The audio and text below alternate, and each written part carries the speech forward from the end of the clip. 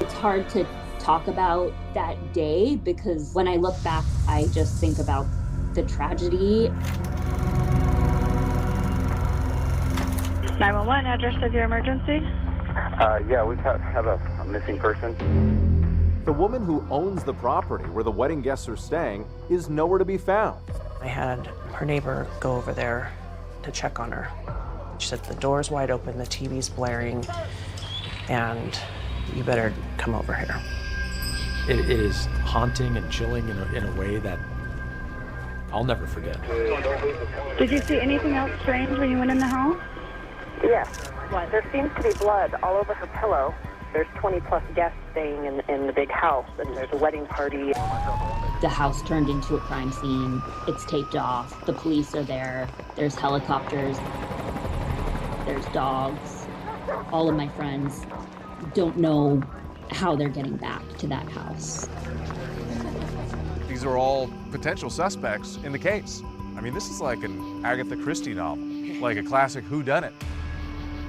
I knew that something really bad had happened, and it wasn't going to be good.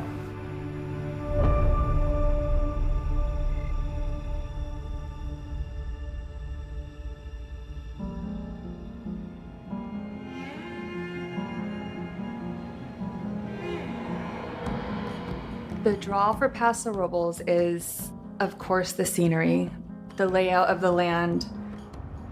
The real name of Paso Robles is called El Paso de Robles, which is the Pass of the Oaks.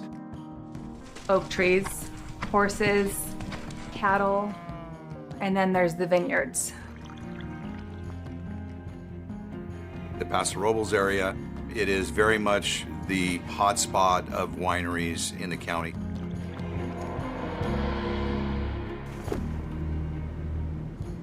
Just, it's honestly like a fairy tale place to go.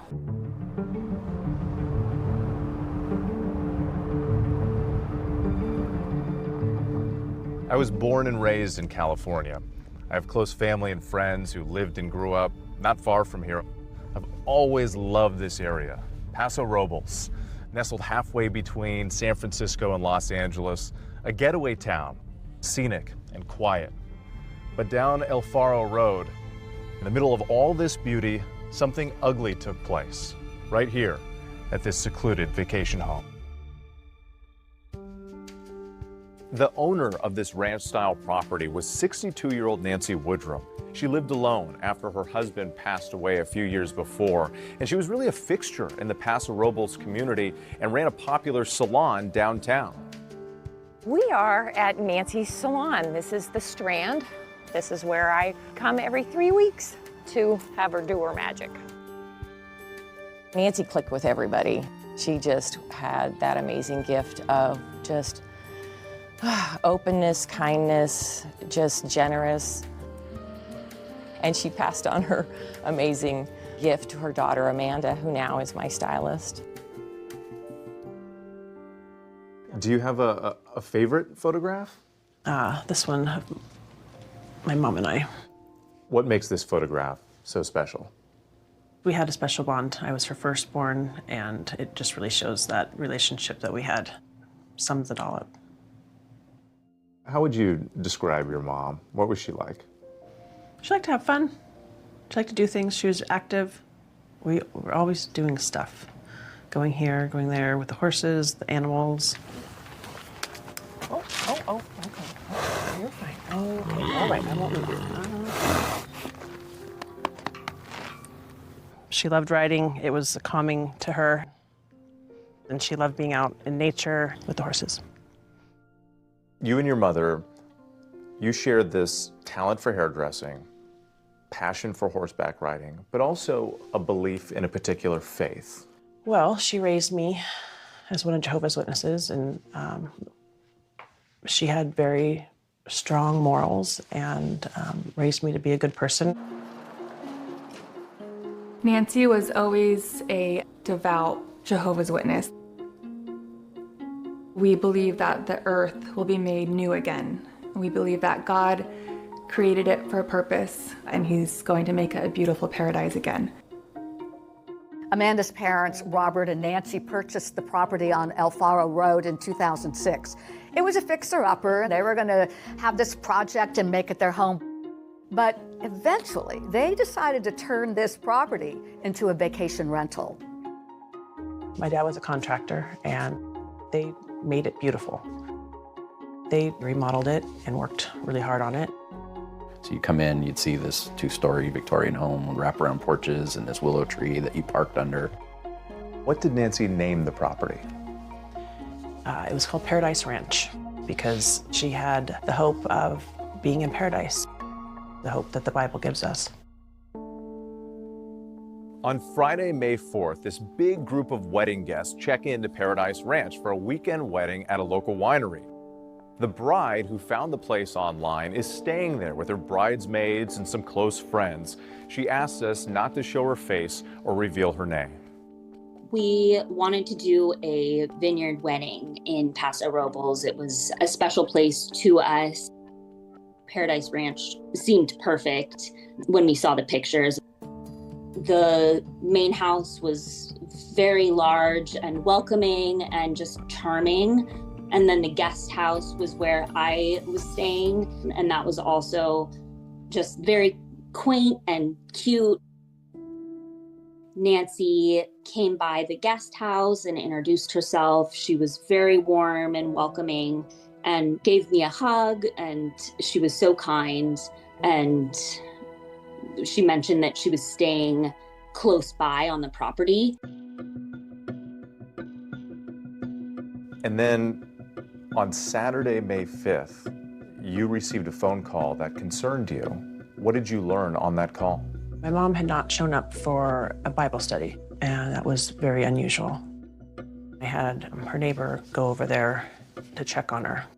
She said, the door's wide open, the TV's blaring, and you better come over here.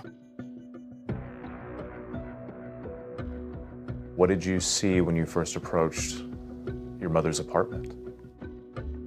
Everything was there as she left it, but she wasn't there. There was a stain on the carpet.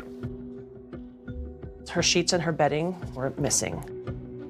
I looked closer at the walls, and when I saw what looked to be splatter on the walls, that's when I grabbed the phone and called 911.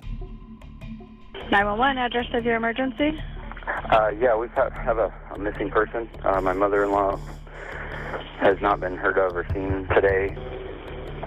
Did you see anything else strange when you went in the house? Yes. What? There seems to be blood all over her pillow. Okay. There's 20-plus guests staying in the big house, and there's a wedding party. And there's a wedding party that was there this weekend? Yes.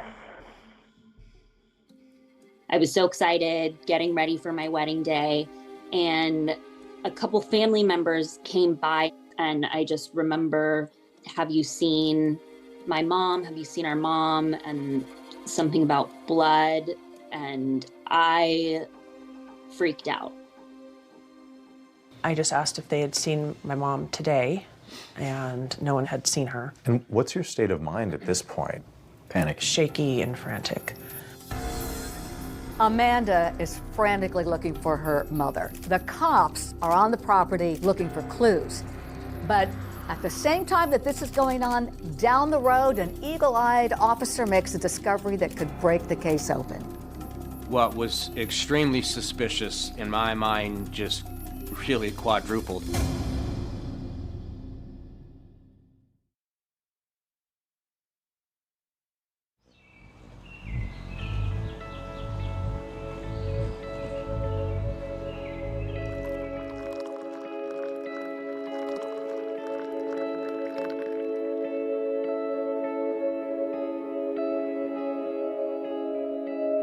My name is Clinton Cole. I'm a reserve detective with the San Luis Obispo County Sheriff's Office. I live in a house with my girlfriend and 3 dogs and 2 birds. Hi, little bird. I usually get up pretty early. I have coffee, I get the dogs outside, I feed them, and then just kind of just relax. In 2018, I was a senior deputy with the sheriff's office. That Saturday, it was May, so it was a pretty nice day when I received a phone call from my sergeant at the time asking if I was available for a suspicious missing persons case. I got in my truck and was told that I needed to start heading to Alfaro Road. So that's what I did, is I started towards that location.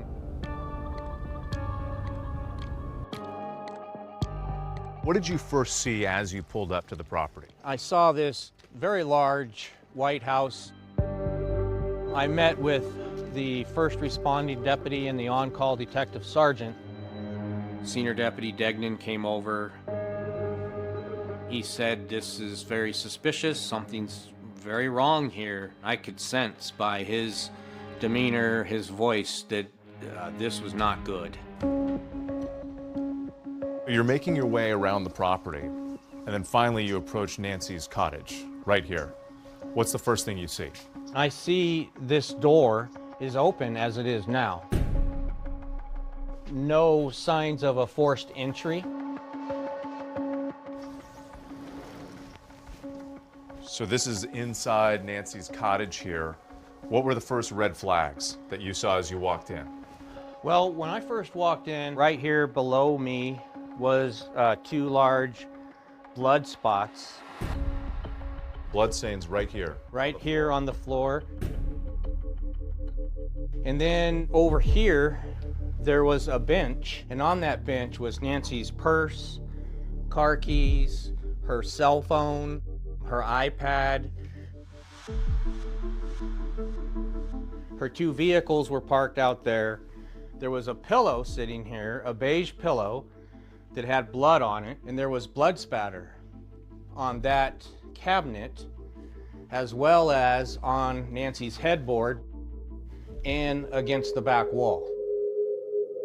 What are all these signals telling you about what happened in this cottage? I felt immediately that she was taken against her will. You thought this was a crime scene? Absolutely, right away.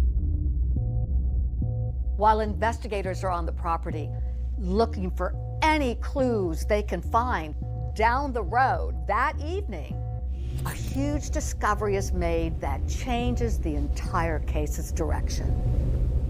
We received a phone call from an officer with the California Highway Patrol who had located some bedding and clothing about 6 or 7 miles from Nancy's house on La Ponza Road. So this area here is where items were located by the California Highway Patrol. Those items consisted of bedding, a pillow, a dress, a woman's dress, a pair of shorts, and a shirt. We obviously wanted to find out if they were related.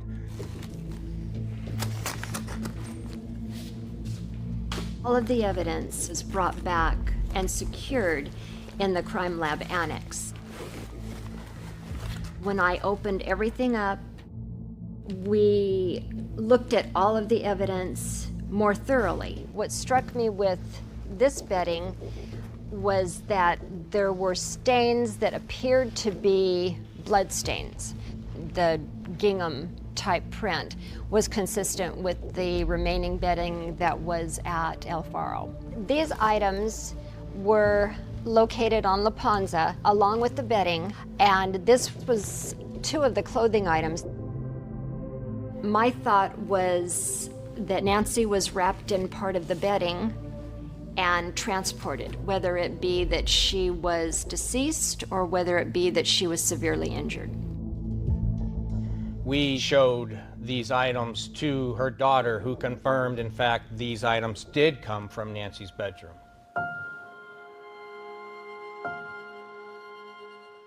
Did you recognize them immediately? Mm-hmm. Yep, it was her stuff.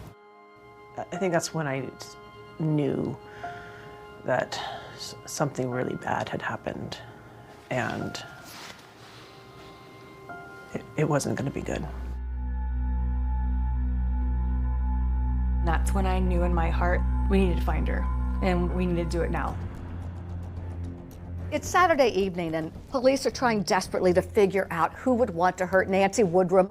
Well, suddenly, their potential suspect list gets really long, because returning to the property from the wedding are all those guests staying at the ranch.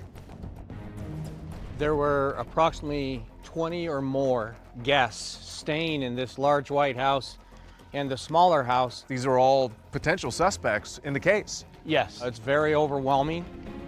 We have a missing person on this property and potentially 20 to 24 people that could be suspects but have to be interviewed.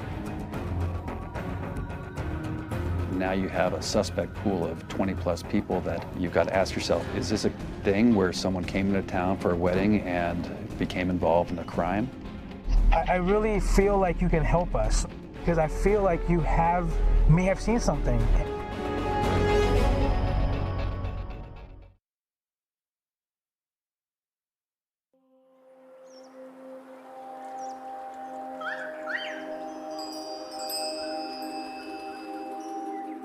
So you're searching all around the property, essentially every square inch, and then something catches your attention in the driveway? About right here, I had noticed what appeared to be 2 fresh tire tracks that had pulled in and were in here. And as where we're standing right below us here, I noticed what appeared to be scuffle marks, as if there was a fight between 2 people with their feet. The scene spoke very loudly to me that Nancy was assaulted inside of her bedroom and then taken somewhere against her will.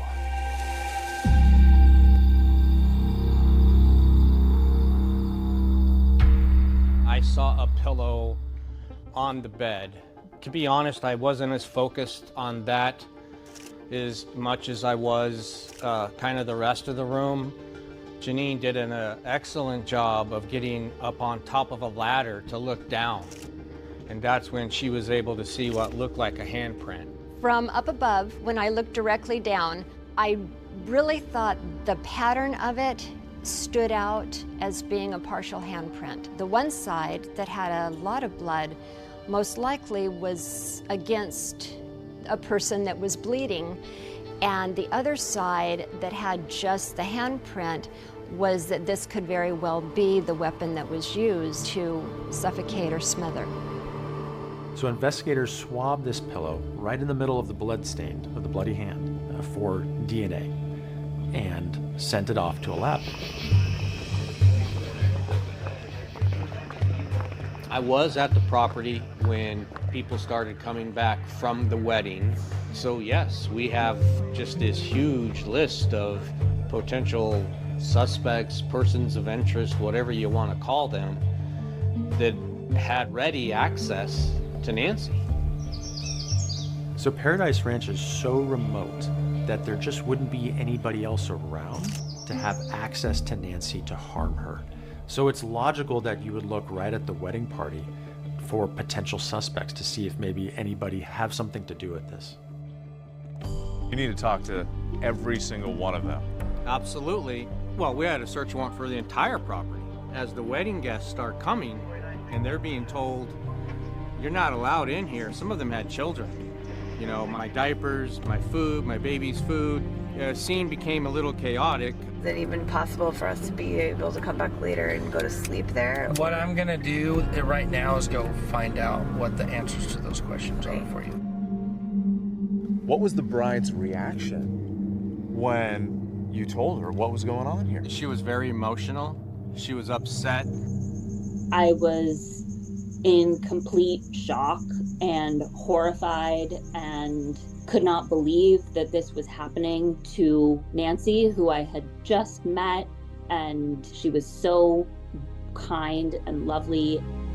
It's extremely frustrating to us that you can see how close this house is to Nancy's residence, so you would think someone would hear a car drive up, a scream or something, but no witnesses of over 24 people heard a thing.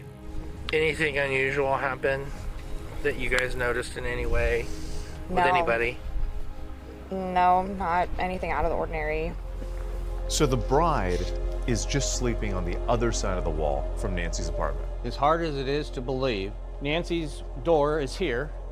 It was open, and right next door, only one wall separating the two, was where the bride was sleeping. And she said she did not hear anything.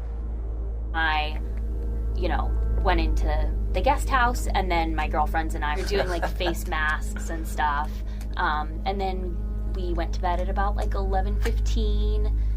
Did my usual thing where I pop in my earplugs and go to bed.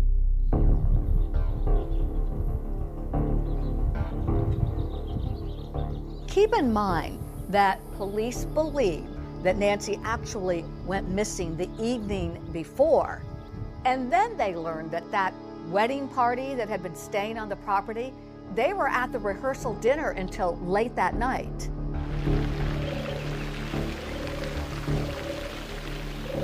We went straight to the rehearsal dinner. It was at Cass Winery. Okay.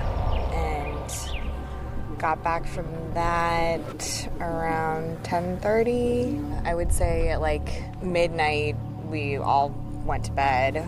So there was one wedding guest that we couldn't 100% account for him being at the rehearsal dinner. I wasn't in the wedding or anything, so I pretty much just hung out in the house. So you were here the whole time? Yeah. Okay. He wasn't clear whether he was here, possibly alone with Nancy Woodrum, or did he in fact go to the event at the wedding. And so that raised some concerns, and so we had to take extra time and speak to him again the next day.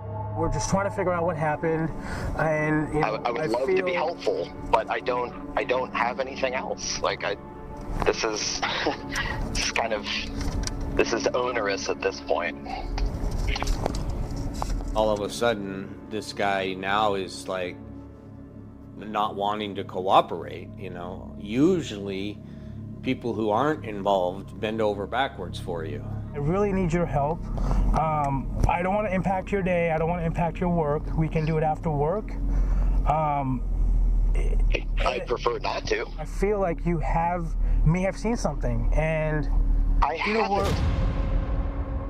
And so that immediately was a red flag for us, and it was still confusing. We needed to clear it up as soon as possible. Now, detectives decide they're going to go for round 3 with this particular guest. And this time they go right to his home.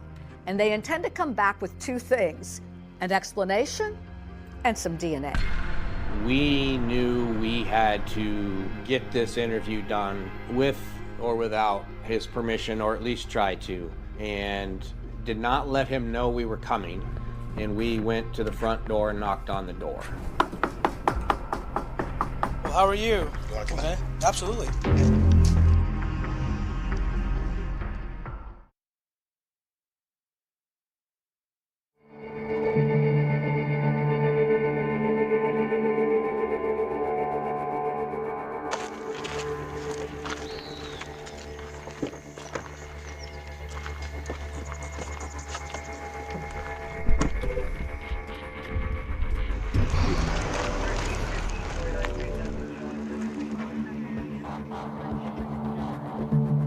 There was one wedding guest whose whereabouts the night Nancy Woodrum disappeared were questionable.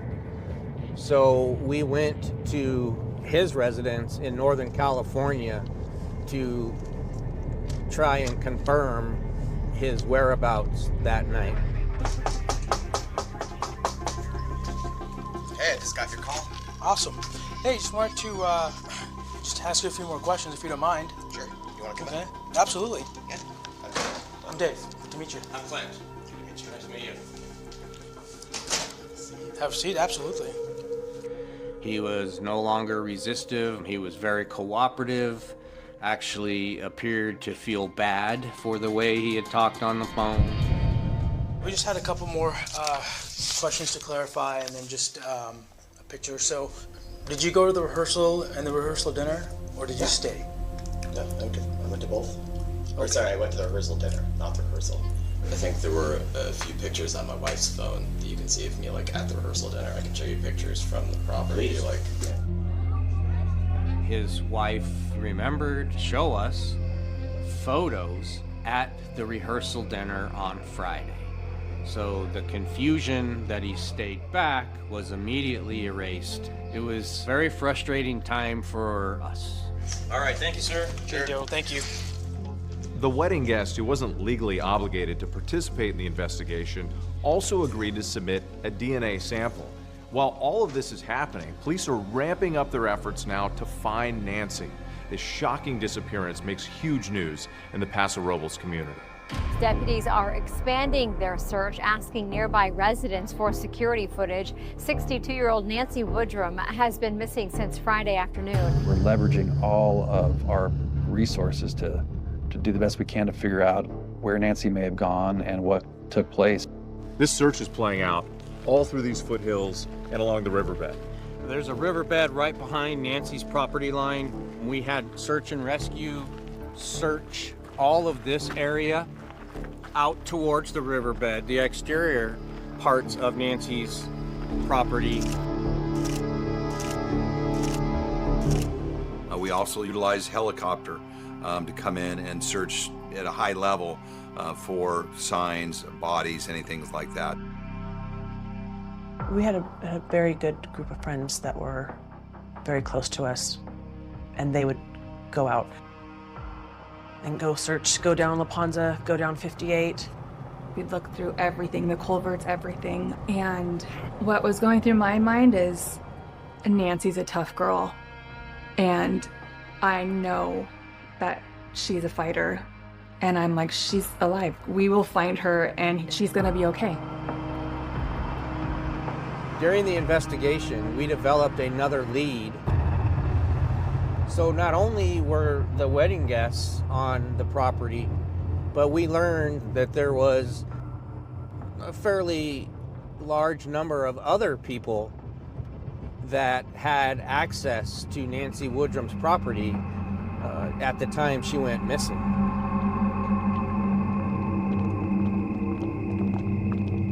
Nancy had decided to sell Paradise Ranch. It was too much work for her. She was having work done on her house to assist with the sale of the home. Why did Nancy decide to sell Paradise Ranch? Because she wanted to preach full-time. She really wanted to teach people about the Bible and share her hope with other people. There were contractors, painters, plumbers, all doing repair work to finalize the sale of Nancy's residence. You needed to talk to all of them. Absolutely. Every single person that was on this property within the last couple of weeks had to be located and interviewed. One of the pieces of evidence left behind was Nancy's iPad case. And all around it were pamphlets and notes and numbers. And there was one of a painter, and the name was Carlo Fuentes, and a phone number. And so we decided that we should call Carlo Fuentes, since he was on scene, and see if he saw anything that hadn't been reported yet. Hi, I'm calling because we're investigating the disappearance of Nancy Woodrum. Do you remember when you were there on that Thursday? Do you remember if Nancy was there? Yes, she was there. He was very cooperative, very friendly with Detective Cole. Did you see Nancy like having an argument or disagreement with anybody? You know, to be honest, I didn't notice anything like that. But I remember she told me, "Oh, you're a hard worker," and then she gave me a tamale. And Amanda mentioned the name of Sean Bloom, who was a general contractor who had worked on the house. And she reported that Nancy and Mr. Bloom had had some dispute over work that had been performed. It had become quite heated and quite contentious. How would you characterize the relationship between your mother and Sean Bloom? Sean was very frustrated. He eventually got fired. He did not get payment until escrow closed for the work that he had done up to that point. Like, he wanted his money. Sean Bloom was definitely a person of interest in one of the first couple of people that we called in to be interviewed once we were done with the wedding party. Actually, I don't like working with Nancy. It's been very difficult. We had issues where Nancy was not happy with our work, fired me off the job. Okay. When was the last time you talked to Nancy? It was through a newsletter text. I have it here. All the text messages between him and Nancy made no denials about his dislike of Nancy. And what was the nature of those texts? Let's see here. So I said, if I don't get payment quickly, I'm going to begin with lawsuits against you and everybody involved. We're asking everyone we talk to, if you mind providing what we call a buccal swab and see if there's any DNA that might be associated. I hear what you're saying. I'm going to say, let me talk to my attorney. So we were like, all right, well, he won't give his DNA without talking to his attorney. 1, he's just being cautious, or 2, he's concerned. So, which is it?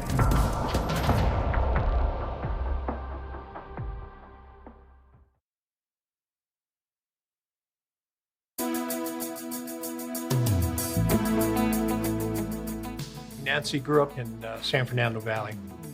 At 18 years old, she already obtained her cosmetology license and wanted to do more fashionable hairstyles. And so she commuted to Woodland Hills, where she worked in an exclusive salon. Neil Diamond's wife came in. She did Kenny Rogers. She always liked to let everybody know that by 21, she owned her own home and had a Corvette. Then she met her husband, Robert, who was your quintessential Southern California surfer.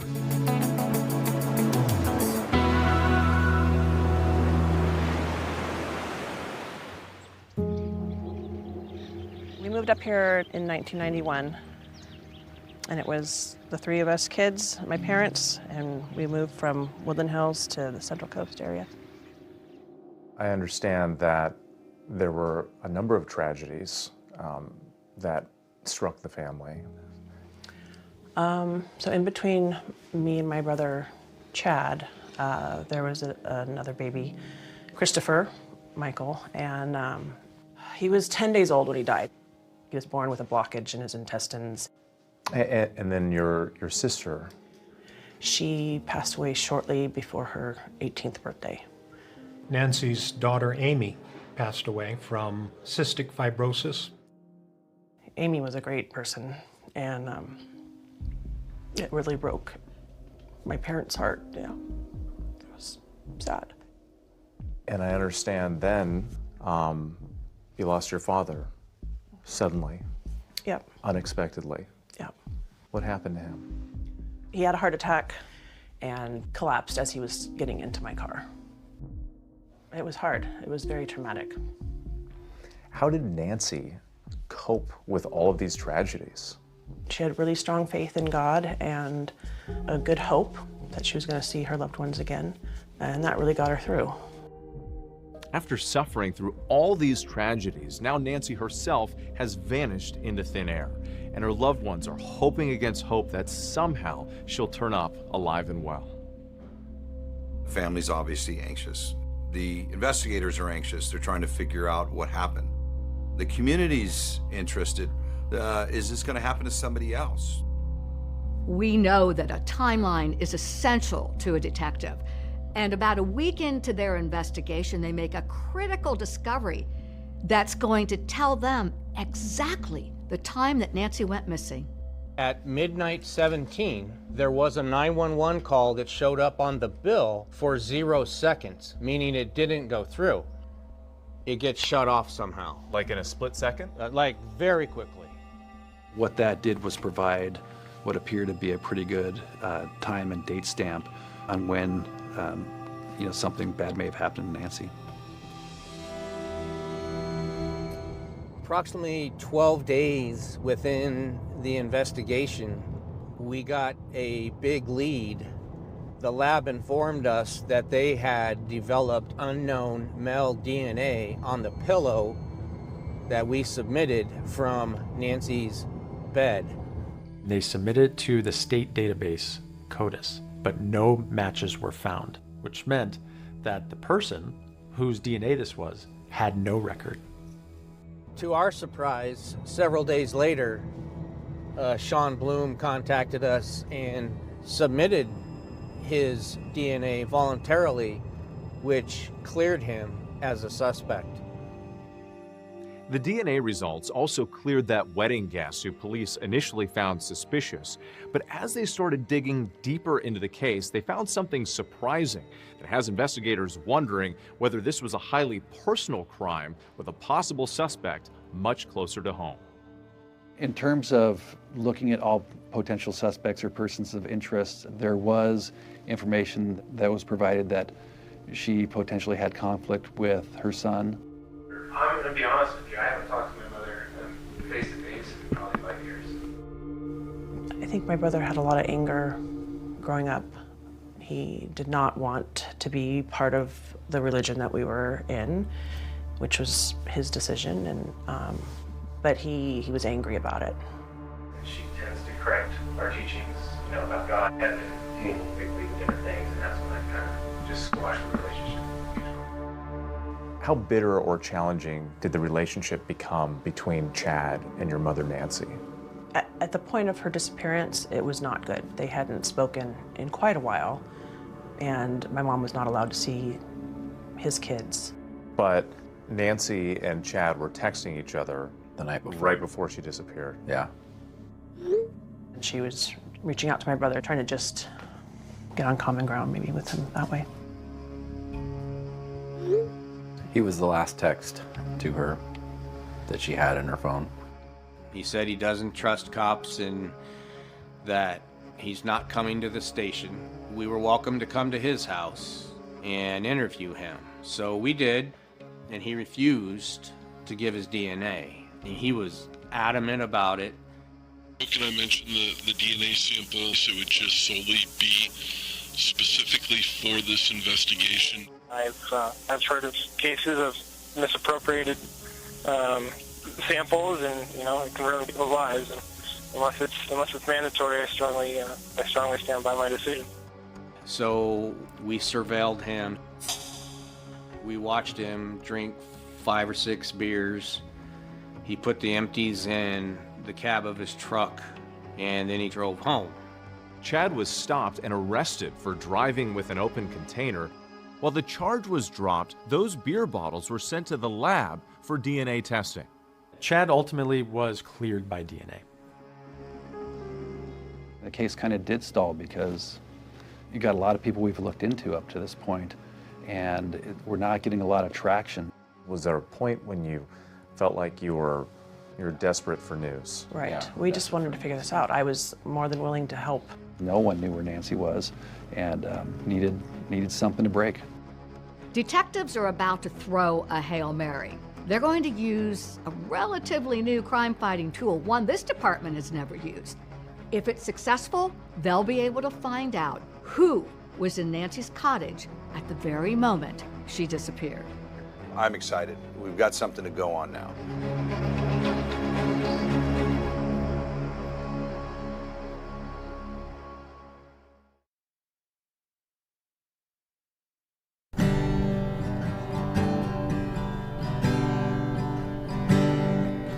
I always remember Nancy liking the old country music.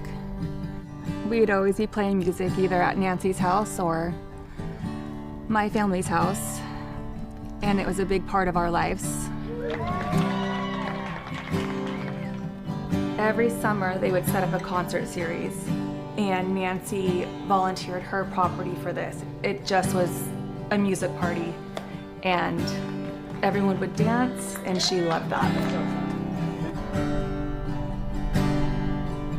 This was one of her favorite songs that she liked when I sang, and it's called Syrup and Honey by Duffy. Don't you be wasting all your money on syrup and honey. It'll be good.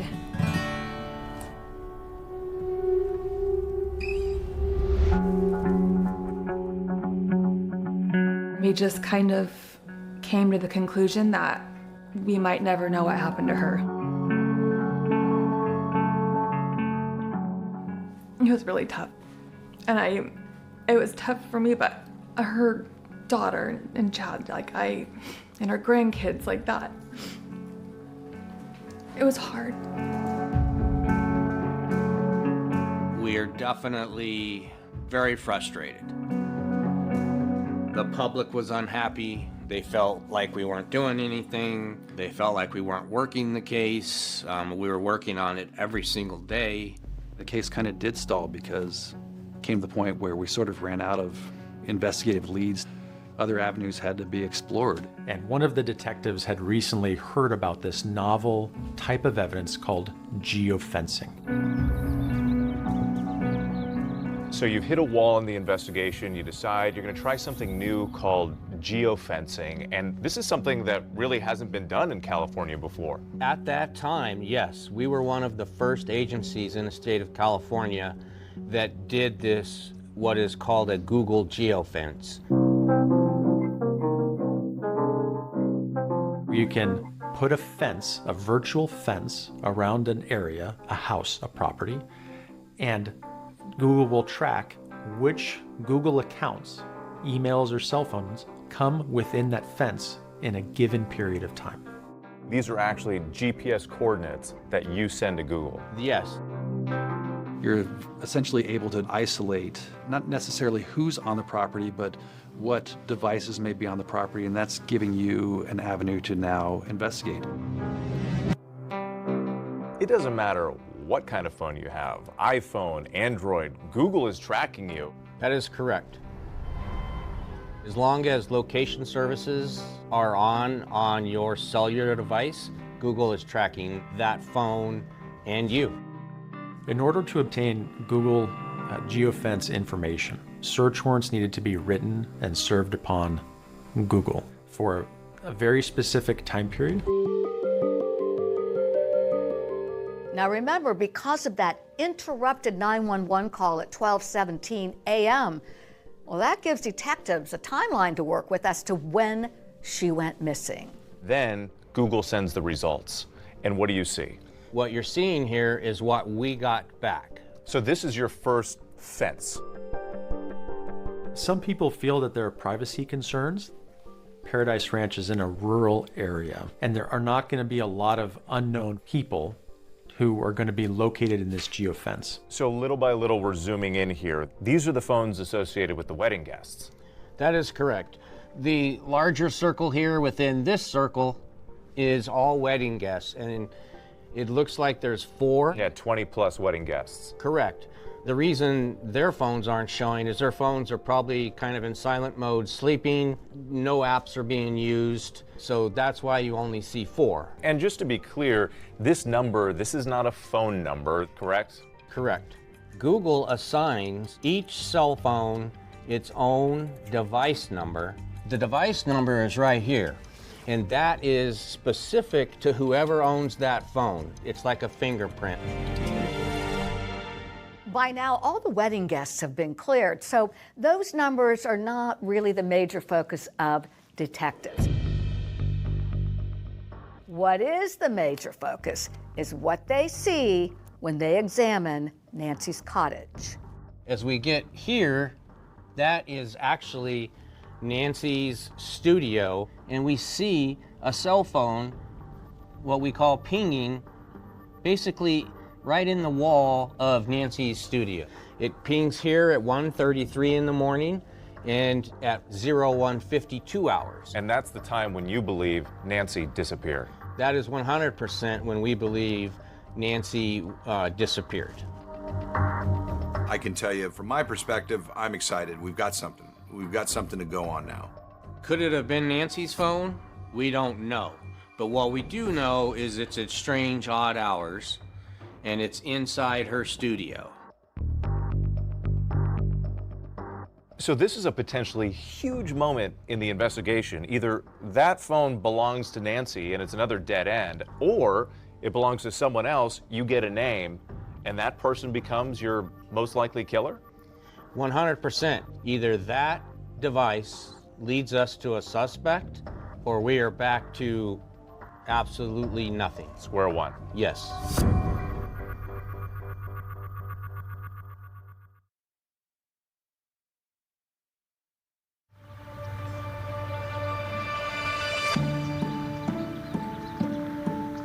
For months, it's been a daunting mystery. Who could have taken Nancy Woodrum from her beautiful Paso Robles property in California and in the middle of a wedding where more than 20 guests were staying? But thanks to geofencing, this cell phone tracking technology, investigators finally have their first big clue. So this is a key moment in the investigation. You have this huge piece of evidence, a cell phone inside Nancy's cottage. You have to figure out who it belongs to. What's next? We have to write another set of warrant for the subscriber information. So it starts the ball rolling, but there's still a fair amount of wait for the data. Sometimes it could take a few weeks. It's in November. I'm in the courthouse and my phone rings. It's my partner, and they said, "You're not gonna believe this." We got a name of who owned that device, and it is Carlo Fuentes. A name you recognize, the painter. Yes, Carlo Fuentes was painting at Nancy's residence numerous times prior to her going missing. Wait a minute, the painter? Well, this is a shock to investigators because remember, they had already interviewed Carlo Fuentes Flores earlier. This guy was cooperative and mild-mannered, and there was no reason to suspect him then. But now, there's a reason. We know it's his phone, we know he's there, we know he had that opportunity because he's familiar with the property, he was familiar with Nancy's habits. All those things added up. There's not a reasonable explanation why anybody would be out doing painting at that time of night. It's looking like he's at least somebody that needs to be talked to again. So once we get Carlo identified, we need to know as much as we can about him. What did you find? We spoke to people that he painted for and friends. Seemed like just a normal guy who had come here from Mexico. He was one of those guys that you'd want on your team. Worked on and off for me for 20 years. He just had a good way of communicating, which is, kind of rare in the trades. Seemed very neat, tidy painter and professional. He was great with clients, very polite and courteous. Just loved being a dad. He was, loved his daughter, just raved about his daughter. He was a father, a husband, and by all accounts was someone who was just leading a normal life. The geofence hit was not enough to arrest him at the time, in large part because it's simply a phone. It doesn't prove that Carlo Fuentes Flores was in possession of his phone at that time. The phone could have been in the possession of somebody else. You looked into his criminal record, anything there? There was absolutely nothing in his criminal record, either in Mexico or the United States. We found no indication that he had a criminal history anywhere. It was really kind of a surprise that way. He wasn't in a romantic relationship with her. There was not a dispute over funds. There was simply no connection or explanation for why this normal person would try to hurt Nancy. Now, this is quite baffling to detectives because their initial findings just don't fit the pattern of a suspect in a brutal crime. It isn't adding up why Carlo's phone was at Nancy's cottage. That is, until they do a deep dive into his Google search history and find something surprising. You found something unexpected? Yes, he was doing Google searches for cougar and sexy lingerie videos. That's odd. That is odd, yes. As you can see, cougar lingerie porn videos, sexy cougars. This has a theme to it that is tied to our case. Nancy Woodrum was older than Carlo Fuentes by about 15 to 20 years, and this is cougar porn. He clearly has a thing for older women. Based on his Google search history, absolutely. As we went further into his Google search history, we found where he was searching for escorts in different cities that he was in. And did he connect with any of these women? We believe he did, based on some things we found on his cell phone.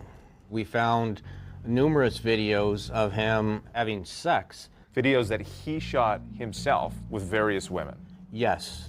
I would say there was at least 10 to 15 videos. So this father, this husband, had secrets? A lot of deep secrets that most people don't have.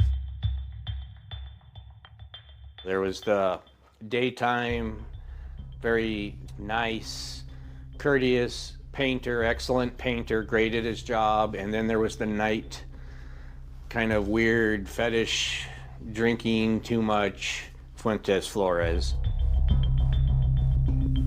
I noticed after a period of time that he was drinking more and kind of like hooking up with different women.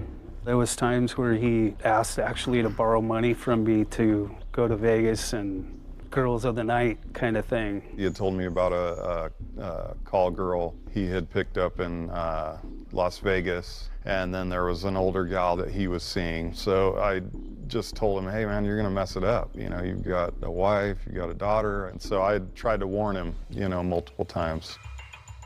We needed more evidence to make this an airtight case. So we wanted to get Carlo's DNA without letting him know that we were on to him.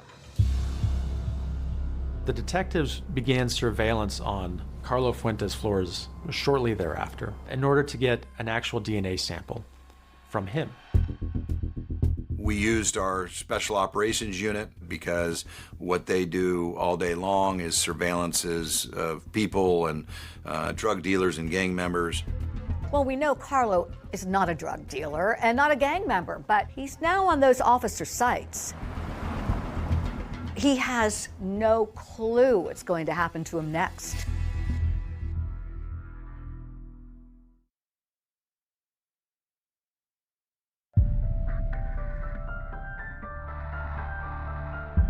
So now investigators have that geofencing evidence showing Carlo Fuentes Flores' phone at the crime scene. And they've also got his search history of porn and escorts. But they're after more conclusive proof that he did something to Nancy Woodrum, a DNA match to that bloody pillow.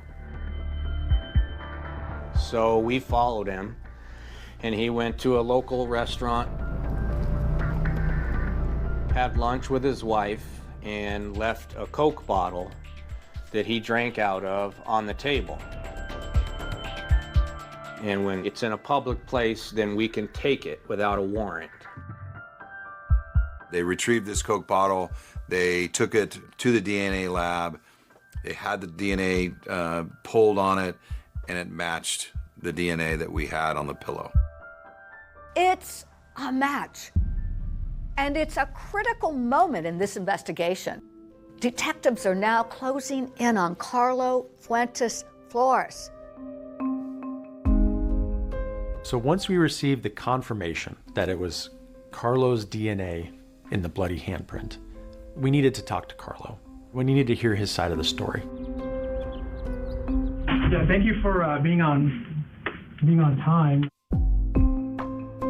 This is the room where you interrogated Carlo Fuentes. Yes, it is. This is the room. My partner, Dave, was here with me. I was off to this side. You're asking him a variety of questions. And in this clip here, you're asking about his job painting at the property. What exactly were you guys painting? Like the deck, the trim fascia boards? No, it was the deck. On the big house? Yeah, on the big house.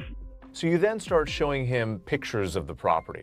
So that's what you consider the big main house? Yes, And that's where you did a lot of work, and the deck's back here? Yes. And you used the bathroom in there?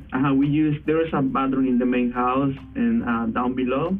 And then we use a bathroom in this area right here. What were you trying to do there? What we're doing is we're putting him on the property. We wanted to know that he knew where Nancy's studio was. They're looking for things that that person's going to tell them that is not true. And presumably that person has no idea what we know. Did you know where Nancy stayed? To be honest, I didn't even know that she was staying in that area. He was painting for Nancy, and she was nice to him and gave him tamales, and they read scripture together, and then he doesn't know what happened with her. What have you heard about? You know what? What happened to her? The only stuff I heard, like, it was from my boss, like, that she just disappeared and that's it. And then we never, like, heard anything else. So at this point in the interrogation, he's saying he doesn't know anything about what happened to Nancy. But then you start applying a little more pressure. Yes, that was a plan of ours. Please don't take this the wrong way, but are you in any way involved with Nancy missing? Oh, no. Any reason why anyone would say that? Well, because there's no reason. Yeah, there's no reason. Now they ratchet up the pressure. They let Carlo know they have DNA evidence, and they don't buy his story. We've done a very thorough investigation. We've spent thousands of hours on this case. Because we waited for all of the evidence, we were able to say, no, we know you came back. We know a lot of stuff. We're giving you a chance now to change your story and be honest with us. Okay. If you have something else that you'd like to tell us. At that moment, in my opinion, he knew we knew. It was no longer what do they know, it was, oh no, they know. And you could see his body change. Oh my God. I want to be honest with you guys. I know that I made a mistake. I could literally see my heart beating in my shirt. There's just a million things going through your head. But they aren't expecting what he says next. Fuentes Flores admits he killed Nancy, but he says it was an accident when he went to the house to retrieve some equipment. I went back and get one of the ladders I supposed to be getting for the next job. He said when he went and loaded the ladder up and he was backing up, he didn't know she had walked up behind him and he ran her over. So you're saying you hit her with your car, your truck? Mm-hmm. Okay. And then I took her back in the place, and that's when she collapsed. It was an accident. I hit her. I took her inside to help her. But then you start getting down a road where he probably realized he could only lie so much at that point. You're not being fully honest. Please tell us what happened. All right. Okay. So I had sex with her.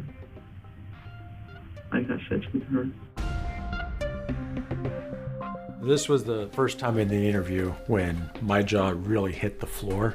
How did you have sex with her? I mean, tell me how that transpired. You know what? I was drunk. Did she invite you over there, or did you just show up and... No, I just showed up there and then just to go and get the ladder. He said no, she didn't know I was coming over, and if we know it was not consensual and it was a rape and she's dead, then we have a special circumstance murder case. But what they don't know is, where is Nancy? Can we try and see if we can find where you took her? You actually bring in an iPad and you're hoping he can point out on a map where you can find Nancy? Yes. And instead, this stunning moment when he offers to take you to her body. He did. If you guys don't mind, I would like to take you. We would like you to do that too. All right.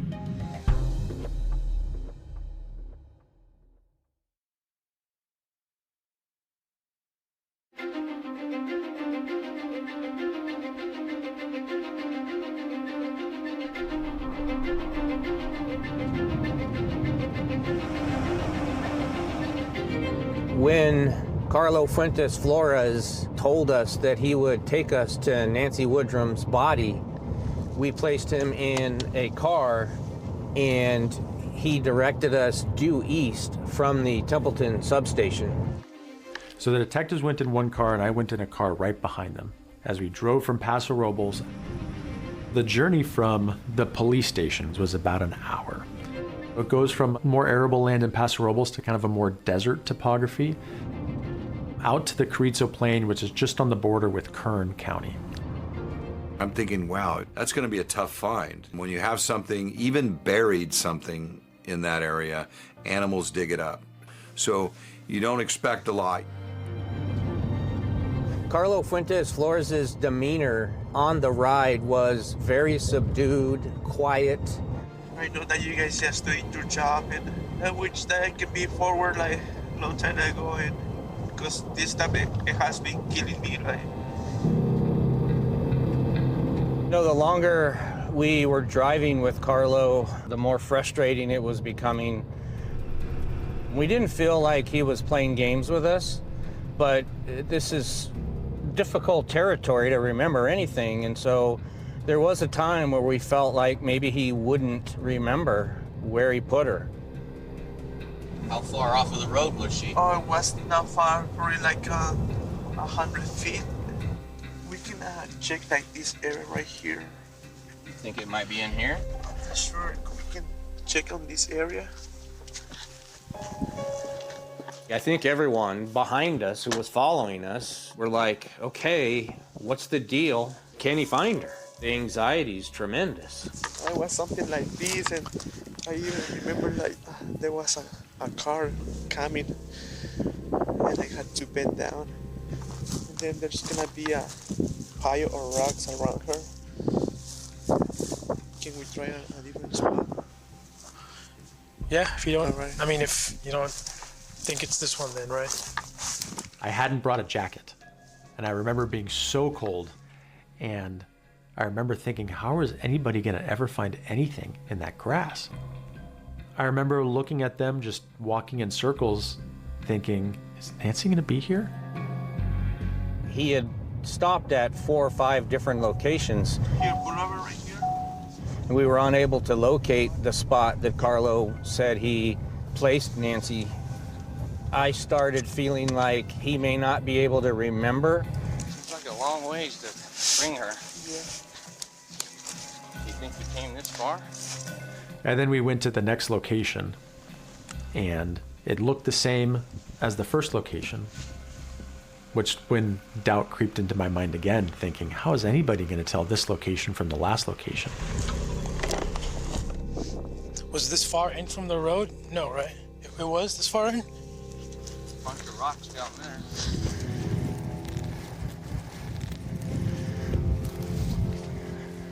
So we stopped about right here. And I looked off over to my right, over this way, and I saw some rocks. Rocks, I don't know, 6 or 8 inches that were kind of stacked in a circle that looked completely out of place.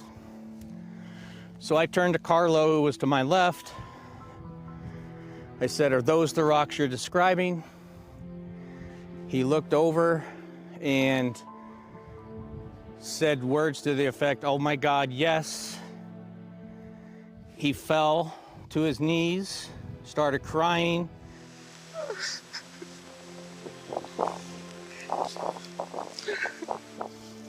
You can stay here with me, okay?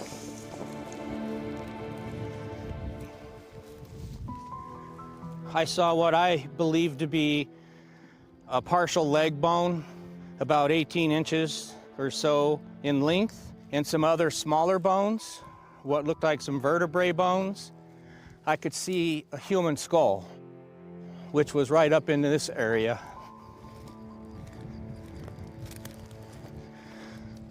About right here, just laying on the ground.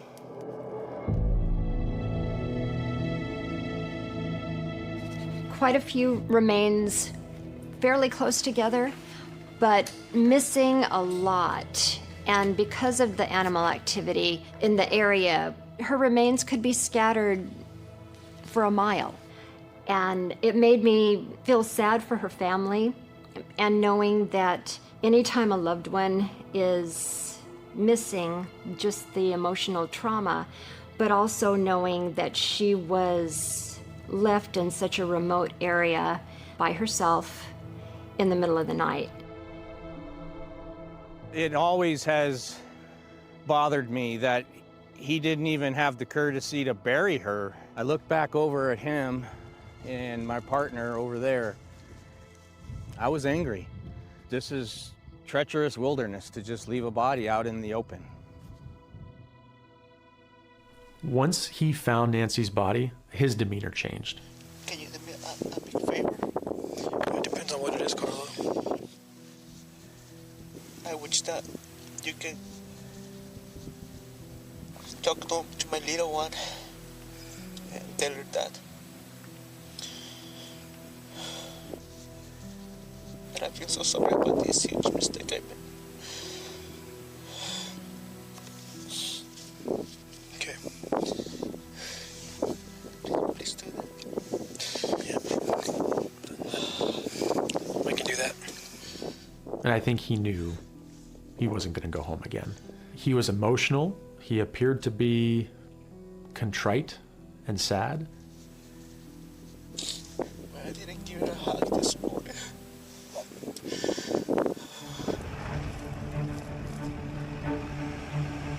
And once we had that body, my mind immediately went towards, okay, we have to confront him again. What do we need him to say? And what charges do I need to try and prove? And then when we got back to the interview room back an hour later, then he told us what really happened. I'm not even lying anymore. I'm just being honest with you guys.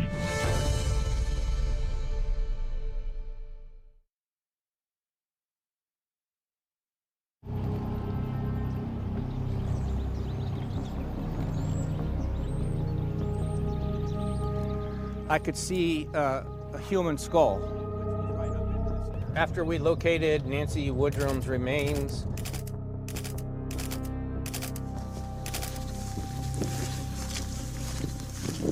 we took Carlo back to the Sheriff's North Station in Templeton, where we were hoping to get a complete story about how he killed Nancy Woodrum.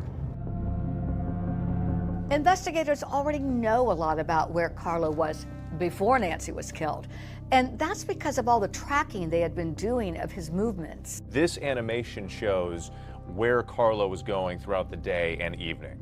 Yes, he's now traveling up to Paso Robles, and there's a church in a commercial building. Wait, Carlo goes to church on the night Nancy disappeared? Yes, church was not in session because it's almost midnight, but yes, he pulls into the parking lot and he stays there for 20, 30 minutes.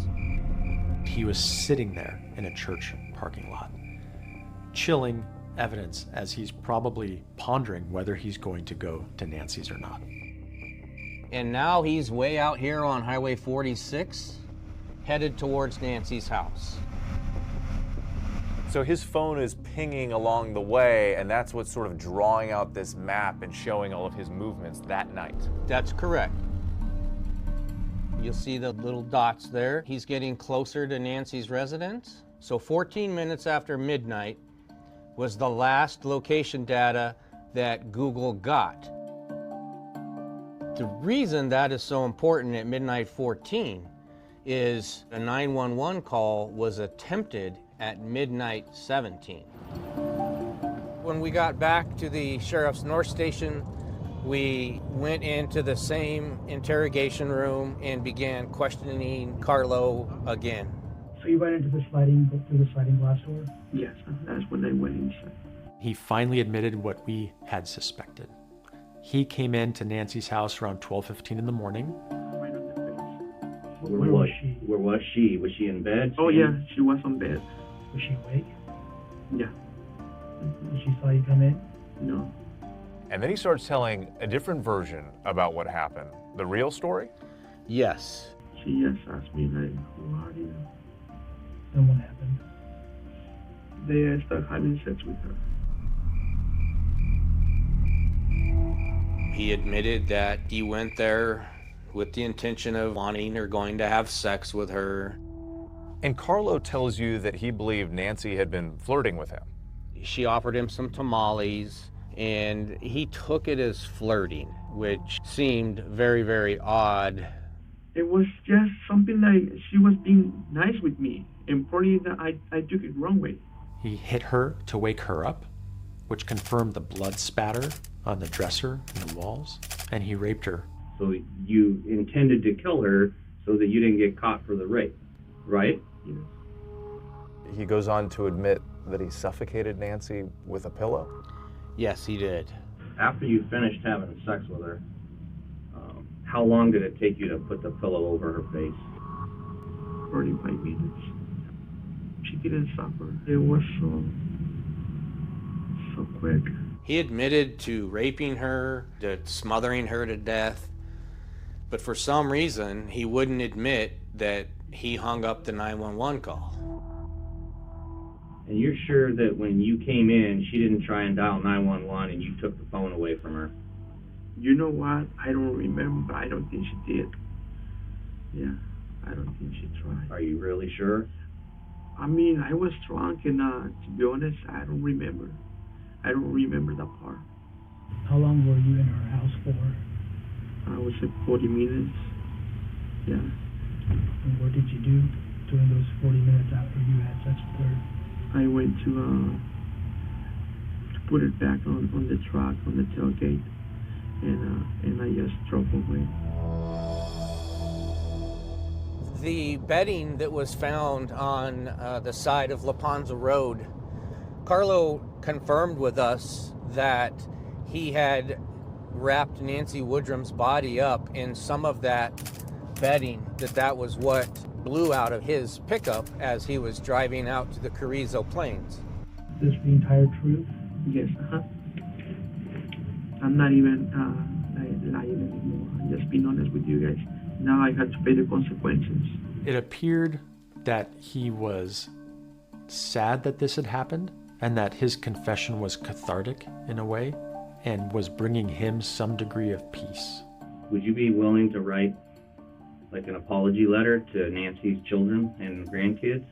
And at the end of the interview, he actually wrote an apology letter to Nancy's family and an apology to his own family within that same letter.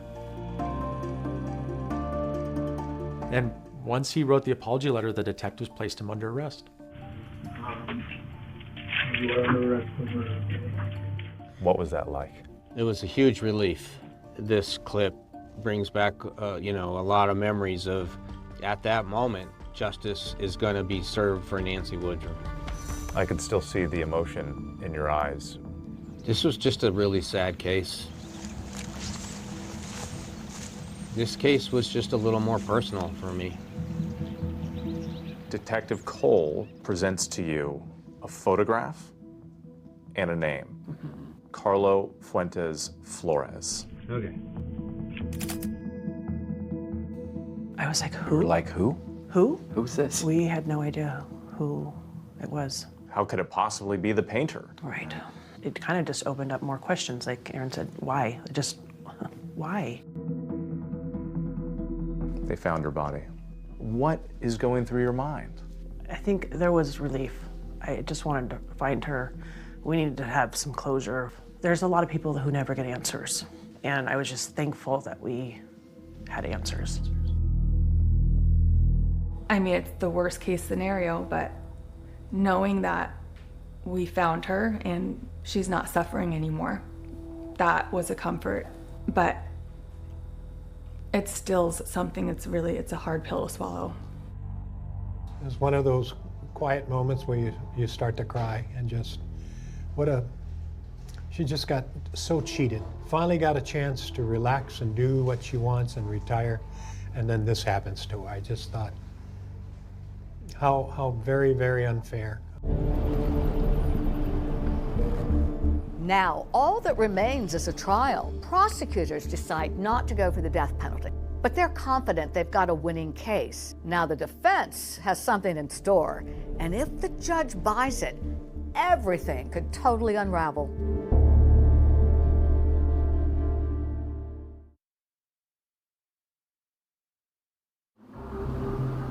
Hello, this is a prepaid call from Carlo.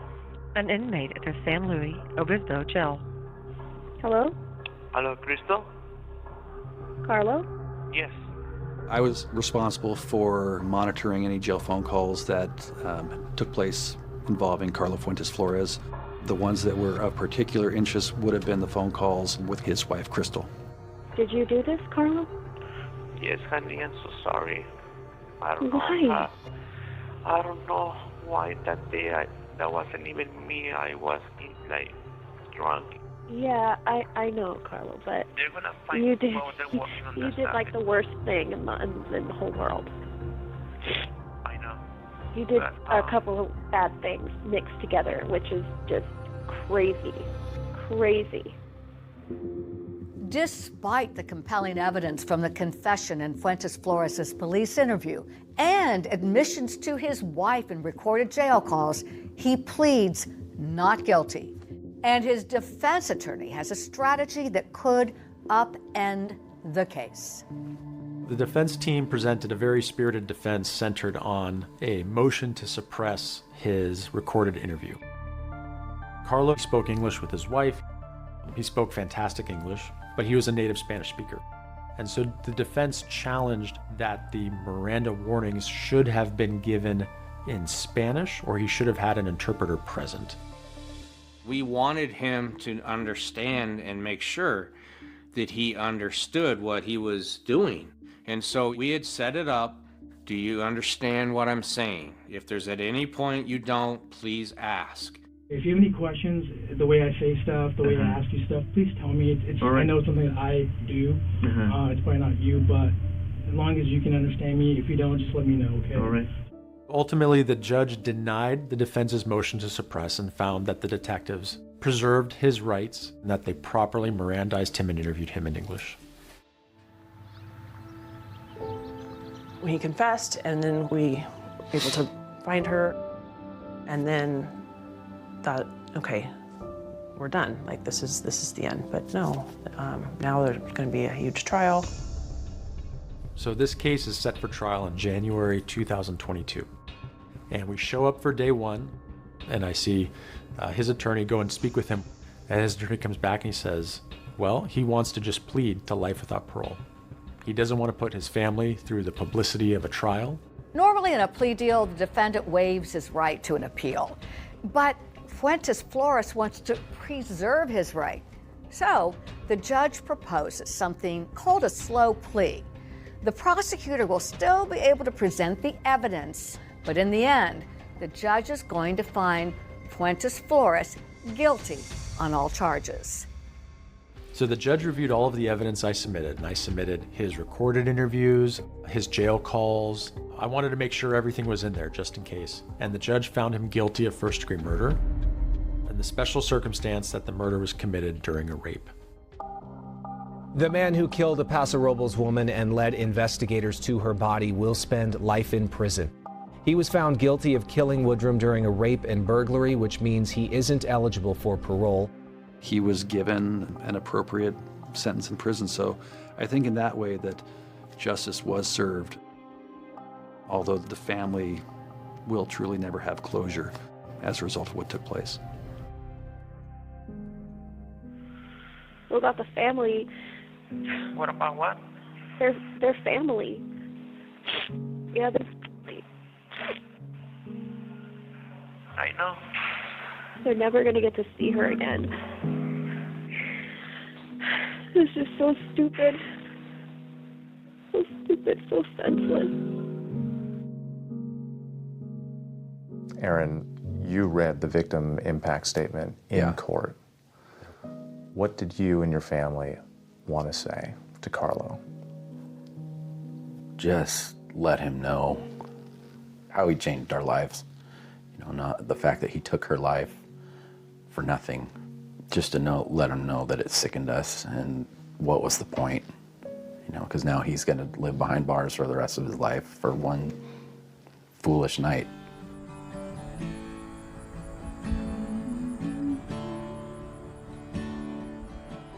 People, I feel, remember Nancy as a strong woman with the biggest heart.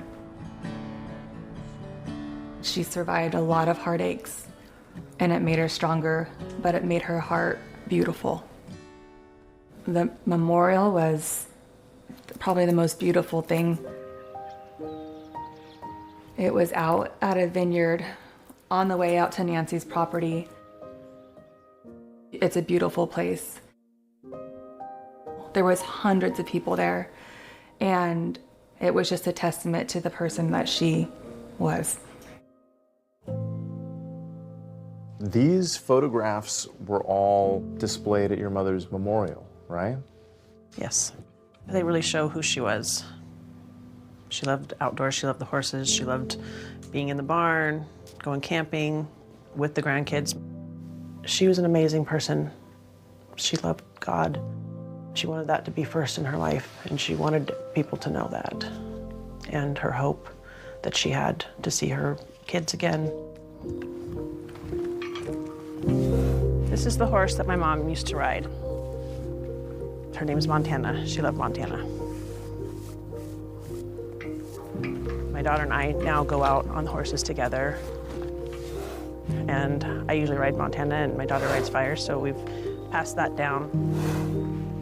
What I once did with my mom, now I do with my daughter, and that's a good feeling. She was a huge part of our life. She was my best friend. We did everything together. Every time I ride, I think of my mom. Found him, unresponsive, and immediately placed the emergency call. As the police conducted their initial sweep, Corey expressed deep concern for her 3 young boys, aged 10, 9, and 6, who were asleep in a nearby room. She begged the officers not to wake them, painting a picture of a protective mother shielding her children from a sudden family tragedy.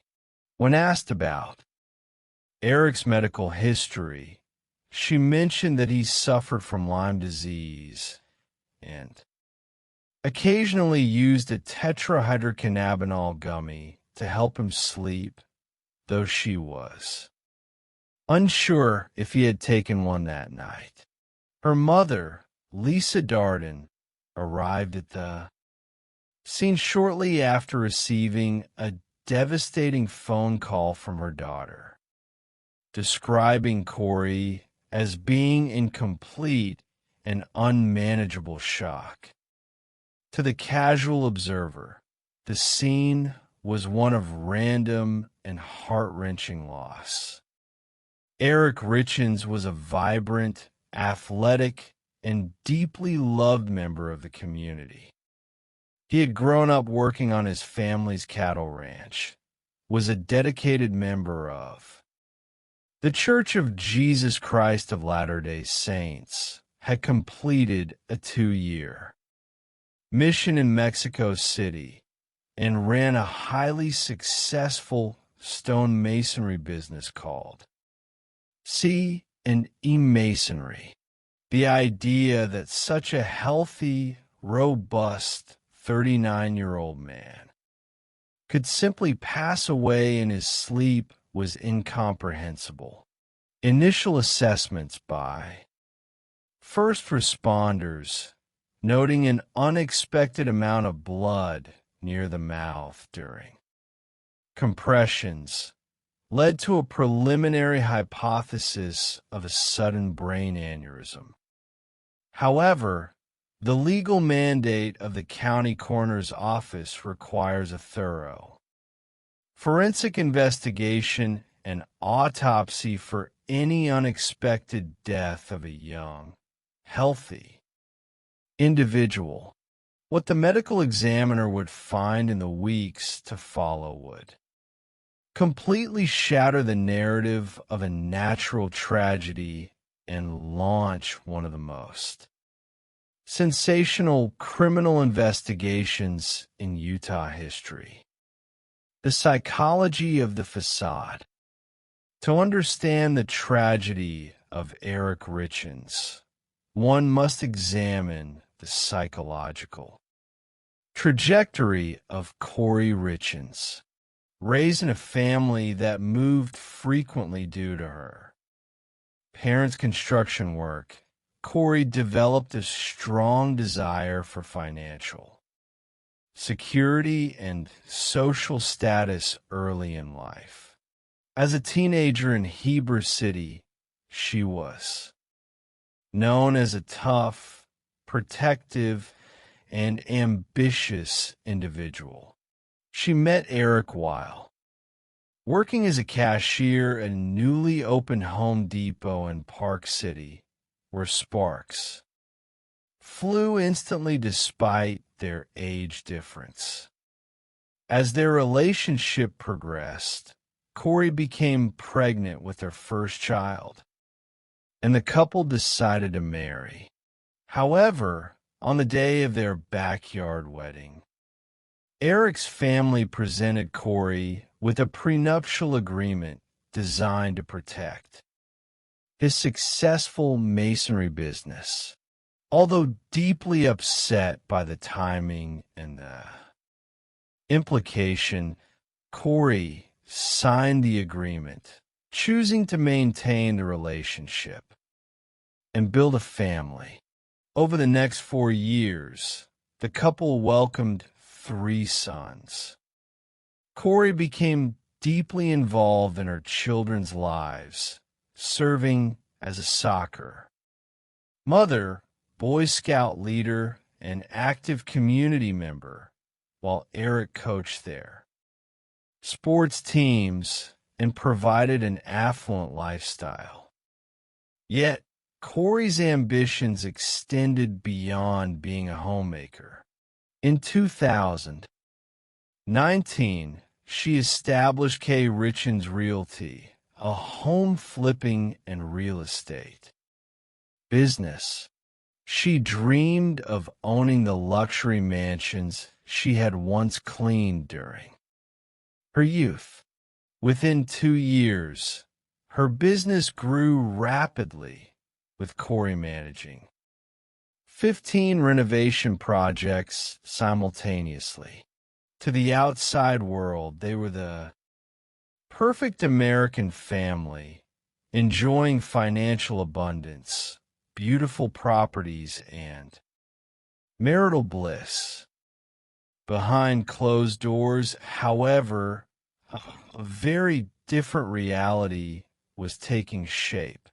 Corey's ambition had outpaced her financial capability, leading her into a web of high-risk, short-term hard money loans and unauthorized financial transactions.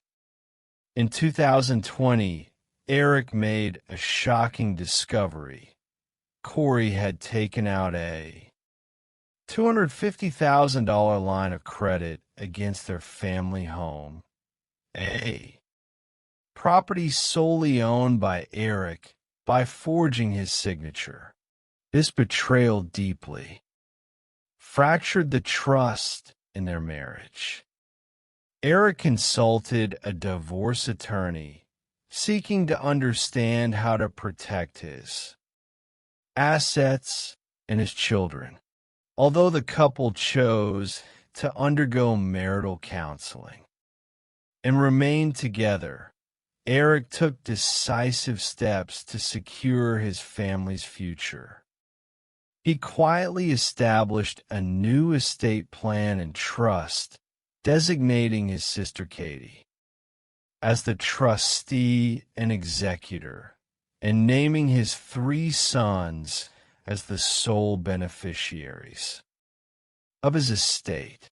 This legal maneuver effectively cut Corey out of any substantial inheritance, leaving her with only the provisions allowed under their prenuptial agreement unless Eric were to die while they were still married. This financial tension formed the backdrop of Corey's most ambitious and risky real estate venture, the purchase of a distressed, unfinished mansion in Midway, Utah. valued at nearly $3 million. Corey envisioned turning the property into a luxury event space for weddings, a project that would require millions more in renovations. Eric, recognizing the extreme financial risk, strongly opposed the purchase. Despite his objections, Corey pushed forward, desperate for the capital required to finalize the deal. The destructive pattern of attempted poisoning. As the financial pressure mounted throughout late 2021 and early 2022, investigators would later discover a pattern of highly suspicious health crises experienced by Eric Richins. The narrative of a sudden, unexpected death began to look more like a calculated, multi-stage attempt on his life. The first major warning sign had occurred years earlier during a trip to Greece. In 2019, Eric, who was taking medication for Lyme disease that strictly forbade the consumption of alcohol, ordered a non-alcoholic beverage at a dinner. After taking a single sip of the drink served to him, he became violently ill. He rushed to his hotel room, where he called his sister Katie in distress, expressing a terrifying suspicion that his wife had attempted to poison him. A more severe incident occurred on Valentine's Day in 2022. Just weeks before his death, Corey had purchased a customized bagel sandwich from a local diner, leaving it for Eric with a loving note wishing him a happy Valentine's Day. After taking only a single bite of the sandwich, Eric suffered an immediate and life-threatening systemic reaction. His throat began to close, forcing him to administer his son's epinephrine auto-injector and consume a large dose of antihistamines before falling into a deep, troubled sleep. Upon waking, Eric texted several close friends, stating that he felt his wife was trying to poison him and writing, "You almost lost me this time." Despite these terrifying episodes, Eric remained in the home, perhaps unwilling to dismantle his family or fully accept the horrifying possibility that the mother of his children was actively seeking his demise. It was a fatal hesitation, the toxicological revelation, and the criminal network.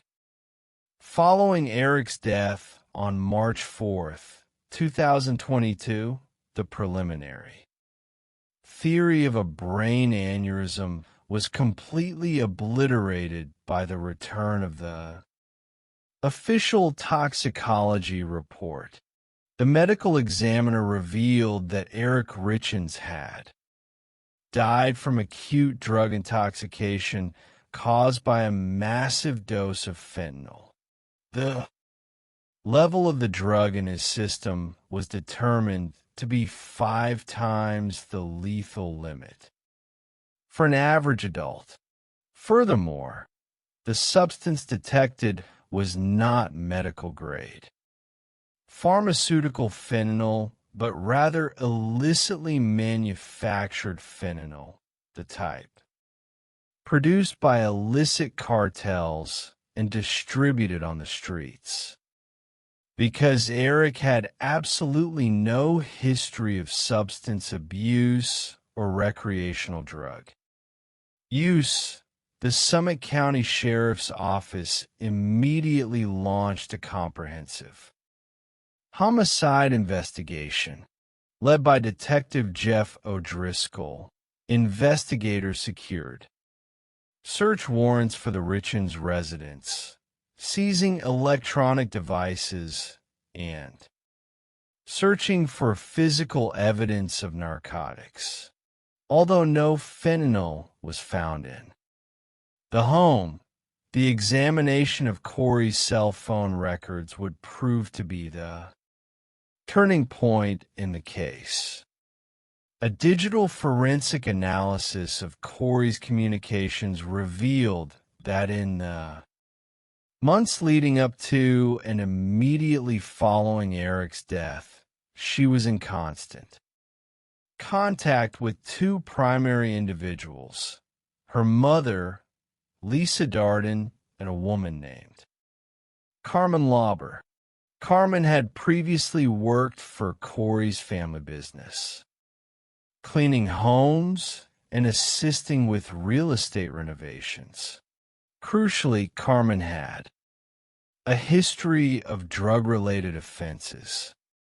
Detectives focused their efforts on Carmen Lauber, obtaining a warrant to search her residence after finding drug paraphernalia in her trash. During the search, officers discovered a stunning and chilling piece of evidence. Eric Richens' printed obituary was taped directly to a mirror in her home. Facing substantial federal drug and weapons charges, Carmen agreed to cooperate with state prosecutors in exchange for immunity. Carmen's testimony laid bare the logistics of the conspiracy. She revealed that Corey had approached her on multiple occasions, requesting that she procure strong, illicit pain medication, specifically fentanyl. According to Carmen, Corey's first acquisition of the drug occurred in early February, shortly before the Valentine's Day incident. Corey later complained that the first batch was not strong enough, requesting a second, much more potent dose, which Carmen obtained from a street-level dealer named Robert Crozier. The second transaction took place on February 26, 2022, mere days before Eric's fatal poisoning. Text message logs confirmed that Corey and Carmen had exchanged over 30 messages on the day of the Valentine's Day sandwich and during the weekend of the final purchase. The audacity of the grieving widow.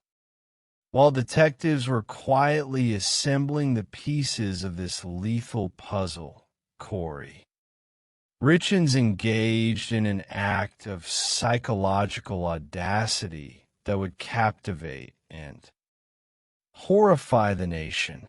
In the months following her husband's death, she cast herself as the ultimate symbol of maternal strength and tragic grief, claiming that she was unable to find suitable literature to help her three young sons process the sudden loss of their father. Corey decided to write her own book. Utilizing a professional ghostwriter, she self-published a children's book titled Are You With Me? The book was designed to comfort grieving children, written from the perspective of a young boy wondering if his deceased father was still present in his life, followed by a reassuring response from the father, promising that he was always watching over them. Corey dedicated the book to my amazing husband and a wonderful father, featuring an illustration of their family of 5 on the final page. In March of 2023, on the anniversary of Eric's death, Corey embarked on a local media tour to promote the book. She appeared on television programs, including the local show Good Things Utah, where she spoke movingly about the challenges of young widowhood and the importance of routine for children coping with sudden loss. To the viewers at home, she was a heroic, bereaved mother, turning her personal tragedy into a source of comfort for others. To the investigators watching, it was a display of chilling detachment and cognitive dissonance. The public facade began to crumble almost immediately after her television appearances. The station received an anonymous email stating in bold capital letters that Corey had murdered her husband. Shortly thereafter, on May 8th, 2023, state prosecutors officially charged Corey Richens with aggravated murder and multiple counts of possession of controlled substances with the intent to distribute. The secrets of the cell and the unexpected motive. As Corey was held without bail in the Summit County Jail, further investigations revealed that her financial desperation was not the only motivating factor behind the crime. A secret romantic life began to emerge from her deleted digital records. Investigators identified a 41-year-old handyman named Josh Grossman, whom Corey had hired to assist with her real estate renovations. Digital forensics uncovered a years-long, highly passionate extramarital affair between Corey and Grossman. The two exchanged highly intimate and emotionally charged text messages almost daily. In these messages, Corey repeatedly expressed her intense love for Grossman, complaining about her marriage and detailing a fantasy of a future where they would live together on the Midway Mansion property, raising children and running a multi-million-dollar event venue.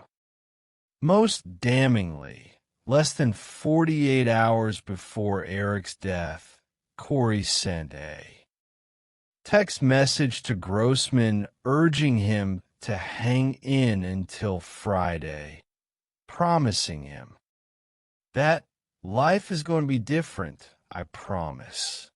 Friday was the day Eric Richens was found dead.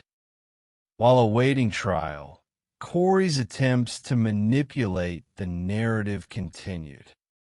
From behind bars, during a routine search of her jail cell, corrections officers discovered a handwritten 4-page letter hidden in her mattress, commonly referred to as the walk the dog letter.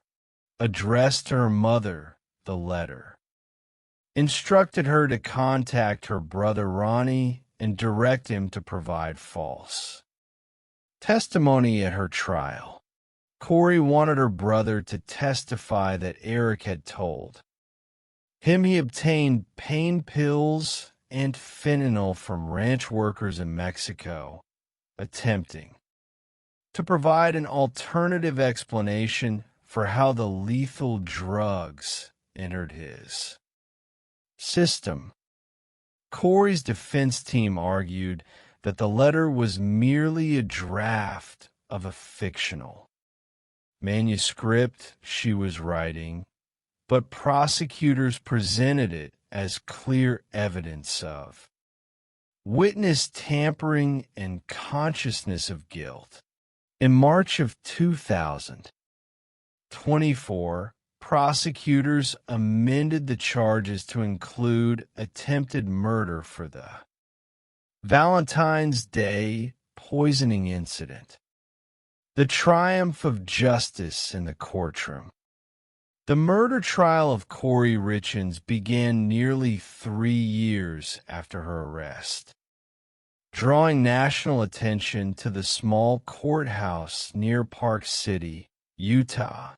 The prosecution, led by Brad Bloodworth, presented a devastating and methodical case outlining the overwhelming financial debt Corey owed, exceeding $4,500,000 to over 20 different lenders, her marital unhappiness, her ongoing affair, and the digital trail of her drug acquisitions. A series of powerful witnesses took the stand. Eric's sister, Katie, delivered emotional testimony regarding the devastating loss of her brother. Carmen Lauber recounted the details of procuring the lethal fentanyl, and Josh Grossman testified reluctantly about the nature of their affair, visibly emotional as his. Private text messages were displayed for the jury. The defense, led by public defender Kathy Nestor, sought to argue that the prosecution's case was entirely circumstantial and that there was no physical evidence showing how the fentanyl was actually administered to Eric. However, in a stunning tactical decision at the conclusion of the state's case, the defense team chose to rest without calling a single witness, advising Corey to waive her right to testify. The jury of 8 individuals deliberated for just under 3 hours. On the afternoon of the trial's final day, they returned a unanimous verdict of guilty on all counts, including aggravated murder, attempted murder, and insurance fraud. For the family of Eric Richins, the verdict brought definitive closure and justice. Though a permanent void remained in their lives, the truth had finally been brought to light. Eric's 3 young sons, who had been permanently removed from Corey's custody under Utah law, were adopted by one of Eric's sisters. Surrounded by a supportive and loving family dedicated to honoring their father's legacy. Chapter 2, The Shadow in the Oaks.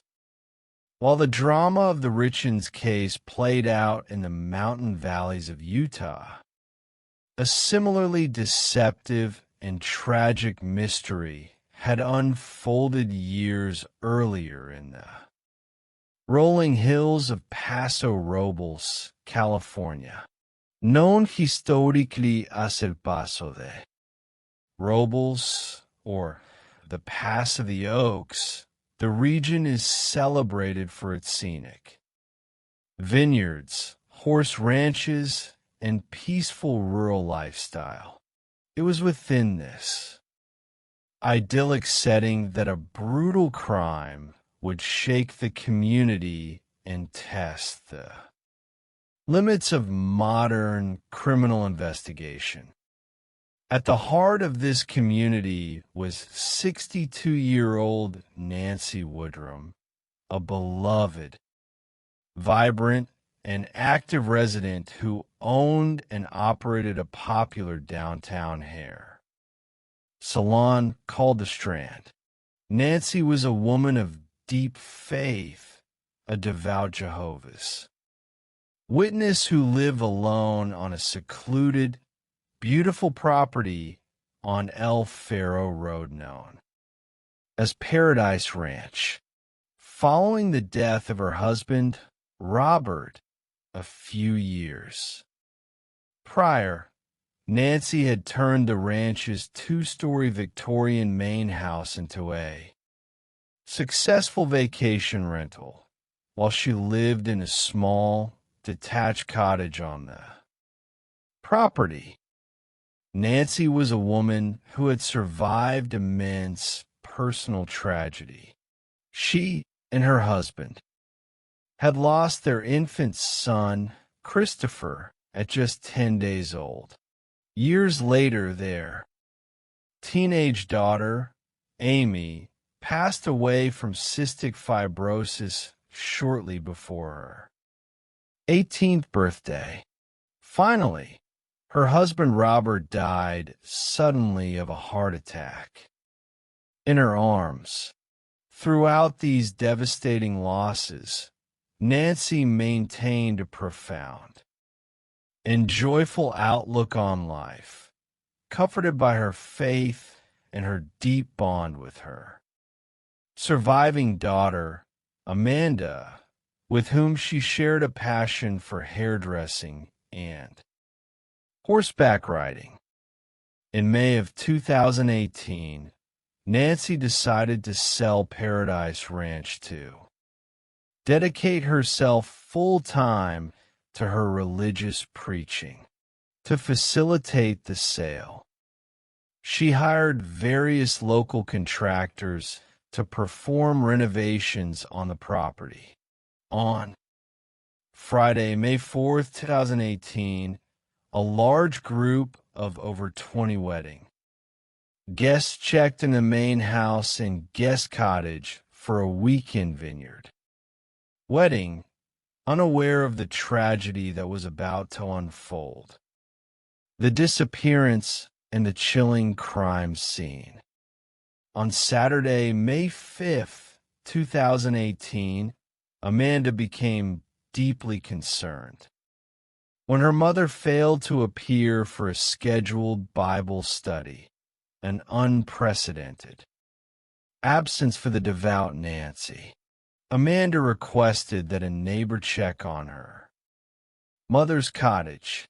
The neighbor discovered the front door wide open, the television blaring, and Nancy nowhere to be found. Amanda rushed to the property and entered her mother's cottage. The scene that greeted her was chilling. While Nancy's purse, car keys, cell phone, and tablet were all present on a bench, her bedding and sheets were completely missing from the bed. Upon closer inspection, Amanda discovered large blood stains on the floorboards and what appeared to be blood splatter on the walls and headboard. Frantic with panic, she immediately dialed 911 to report her mother missing. Senior Deputy Clinton Cole of the San Luis Obispo County Sheriff's Office was dispatched to the scene. An experienced investigator, Cole immediately recognized that the cottage was a violent crime scene. There were no signs of forced entry, suggesting that Nancy had either known her attacker or had been taken completely by surprise in the middle of the night. As investigators began securing the property, they faced an overwhelming challenge. more than 20 wedding guests were currently staying on the ranch. Immediately adjacent to Nancy's cottage, the bride herself had slept in a room, sharing a single wall with Nancy's bedroom, yet she reported hearing absolutely nothing, having gone to sleep with earplugs after returning late from a rehearsal dinner. The entire wedding party represented a massive pool of potential suspects who had direct access to the property.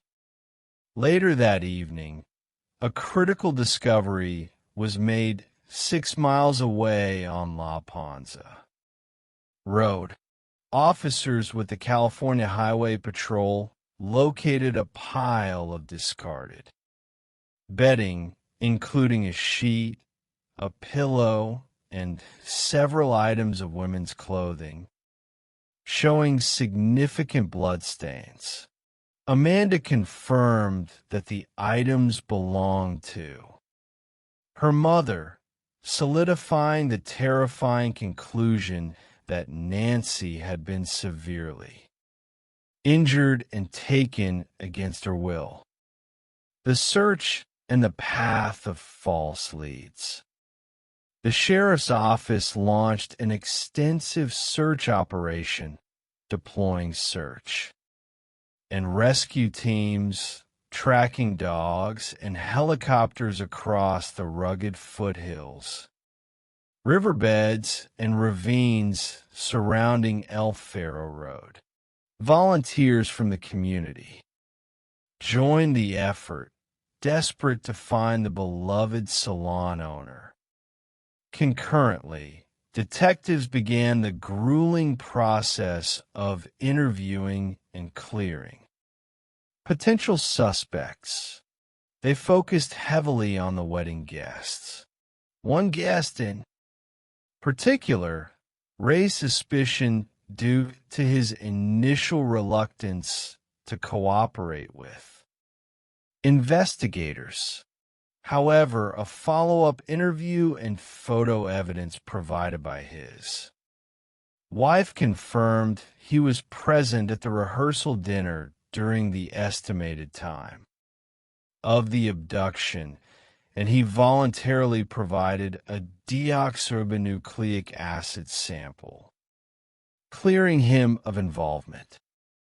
Investigators then turned their attention to the contractors who had recently worked on the property. Amanda identified a general contractor named Sean Bloom, who had recently been fired by Nancy after a highly contentious dispute over payments and the quality of his work. Bloom had sent threatening text messages to Nancy expressing deep anger, although he initially refused to provide a deoxyribonucleic acid sample without consulting his attorney. Bloom eventually cooperated fully, and his forensic profile did not match the evidence found at the scene. Another painful lead involved Nancy's estranged son, Chad. Chad had a history of anger issues and had severed contact with his mother and sister years prior, refusing to let Nancy see her grandchildren. He was highly distrustful of law enforcement and refused to provide a forensic sample. Under surveillance, investigators observed him discarding beer bottles after consuming alcohol, which they retrieved for testing. The analysis ultimately cleared Chad of any involvement in his mother's disappearance.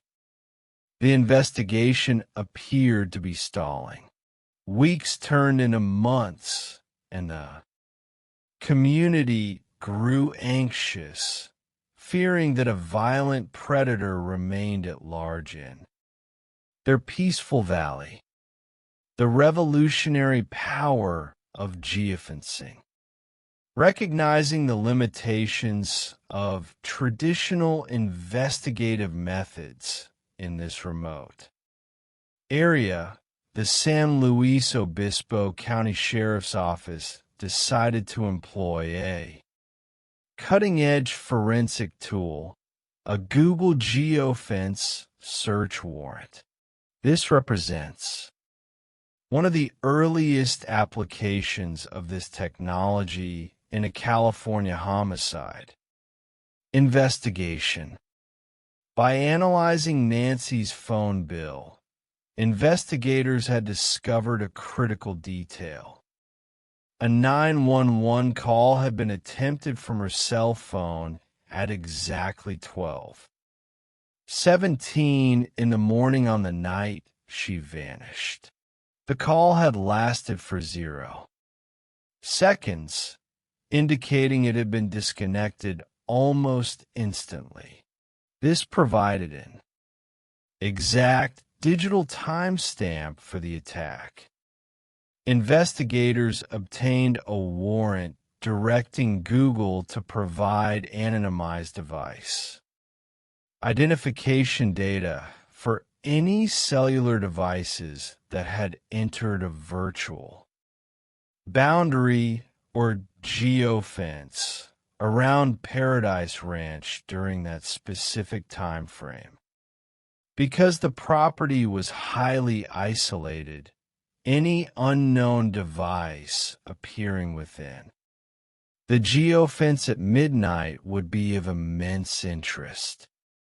The data returned by Google was meticulous.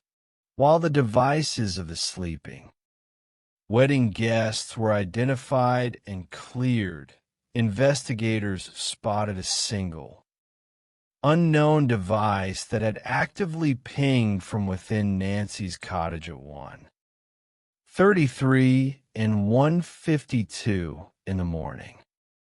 By serving a follow-up warrant for the subscriber information associated with that specific device, detectives finally obtained a name: Carlo Fuentes Flores. The double life of the polite craftsman. The revelation of Carlo Fuentes Flores as the prime suspect was deeply shocking.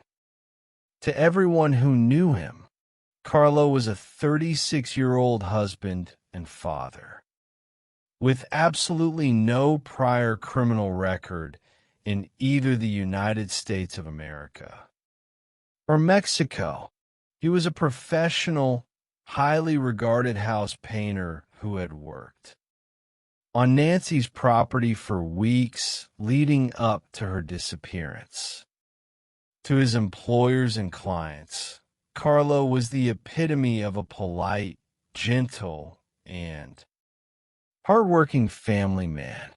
Nancy herself had treated him with great kindness, often praising his work ethic, reading scriptures with him, and preparing homemade tamales for him. However, a forensic analysis of Carlo's Google account and digital search history revealed a hidden, deeply disturbed psychological profile.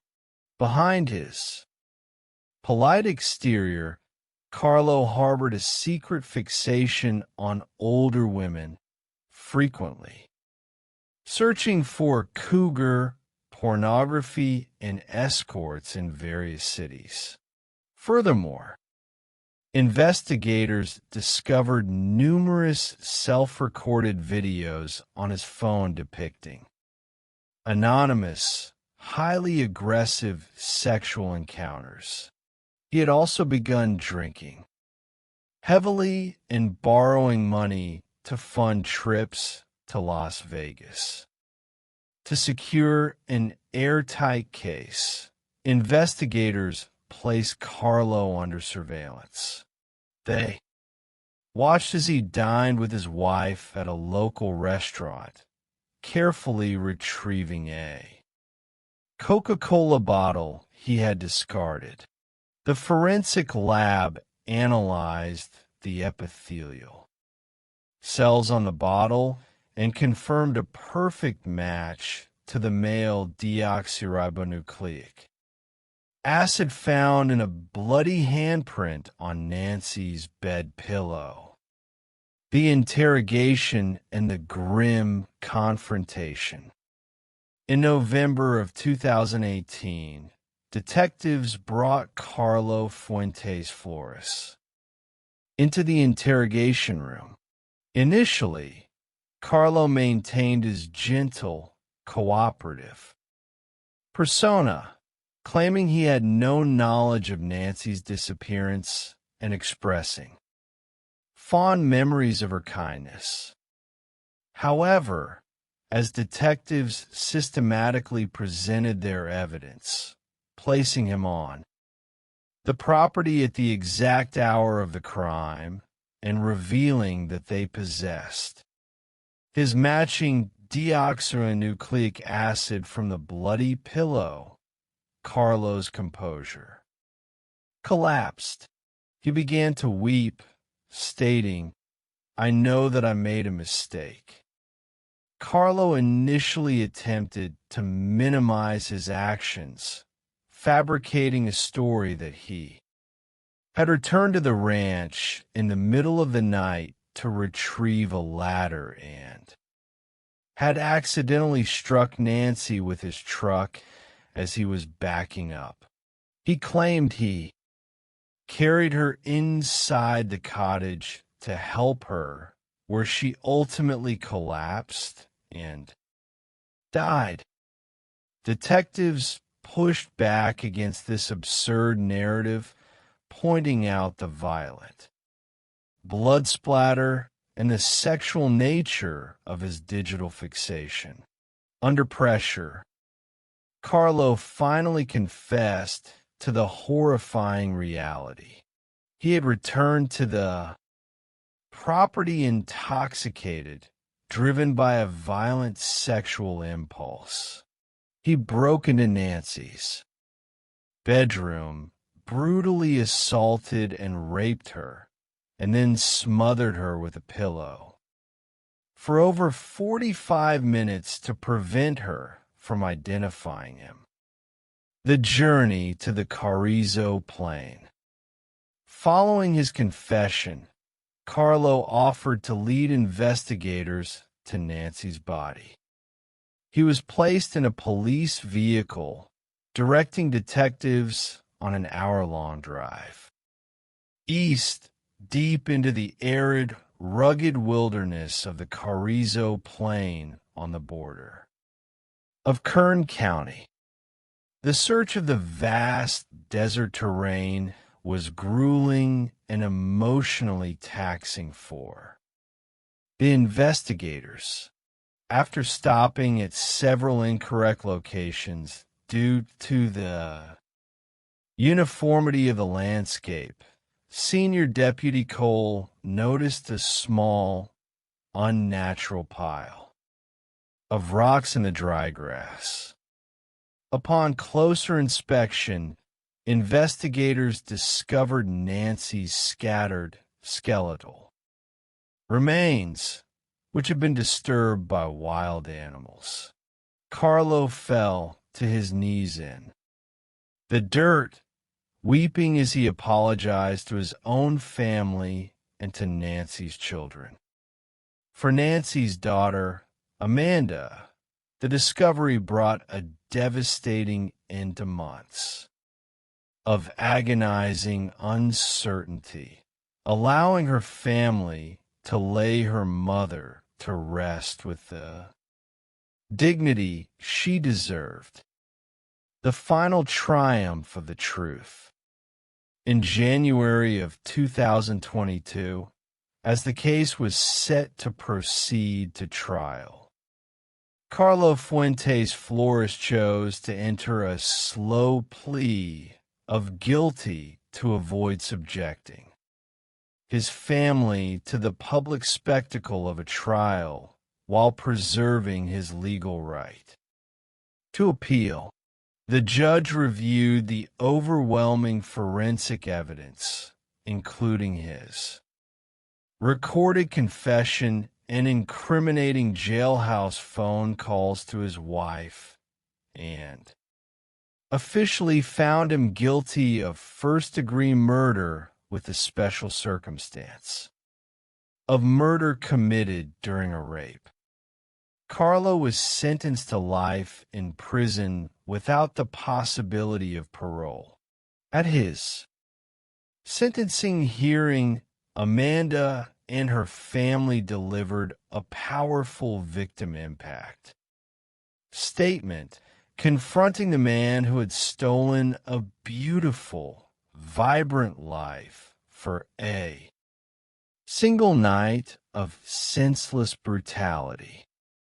Today, Nancy Woodrum's legacy of love, faith, and joy is carried on by her daughter and granddaughter, who continue to ride her beloved horse, Montana, through the scenic hills of Paso Robles, keeping her memory alive. The psychological convergence. When we contrast the cases of Corey Richins and Carlo Fuentes Flores, we observe two distinct archetypes of criminal deception. Corey Richins represents the calculating, instrumental predator. Her crime was born of a prolonged, desperate struggle to maintain a high-status lifestyle and escape a mountain of self-inflicted financial ruin. Her psychological detachment was so profound that she could systematically poison her husband, construct a elaborate narrative of maternal grief, write a book dedicated to his memory, and promote it on television without showing a single tear of genuine remorse. Her hubris was her undoing. She believed that her charm and intellect could outsmart both her family and the law. Conversely, Carlo Fuentes Flores represents the opportunistic, compartmentalized predator. His public persona was not a calculated lie to cover financial crimes, but rather a psychological shield protecting a dark, impulsive inner world of sexual deviancy and violence. He targeted a woman who had shown him nothing but maternal kindness, exploiting her vulnerability in the quiet hours of the night. His undoing was the silent, digital footprint of his cellular phone, tracked across a virtual fence by investigators who refused to let a local tragedy go unsolved. In both cases, we witnessed the absolute triumph of justice through the meticulous application of forensic science, digital tracking, and relentless dedication.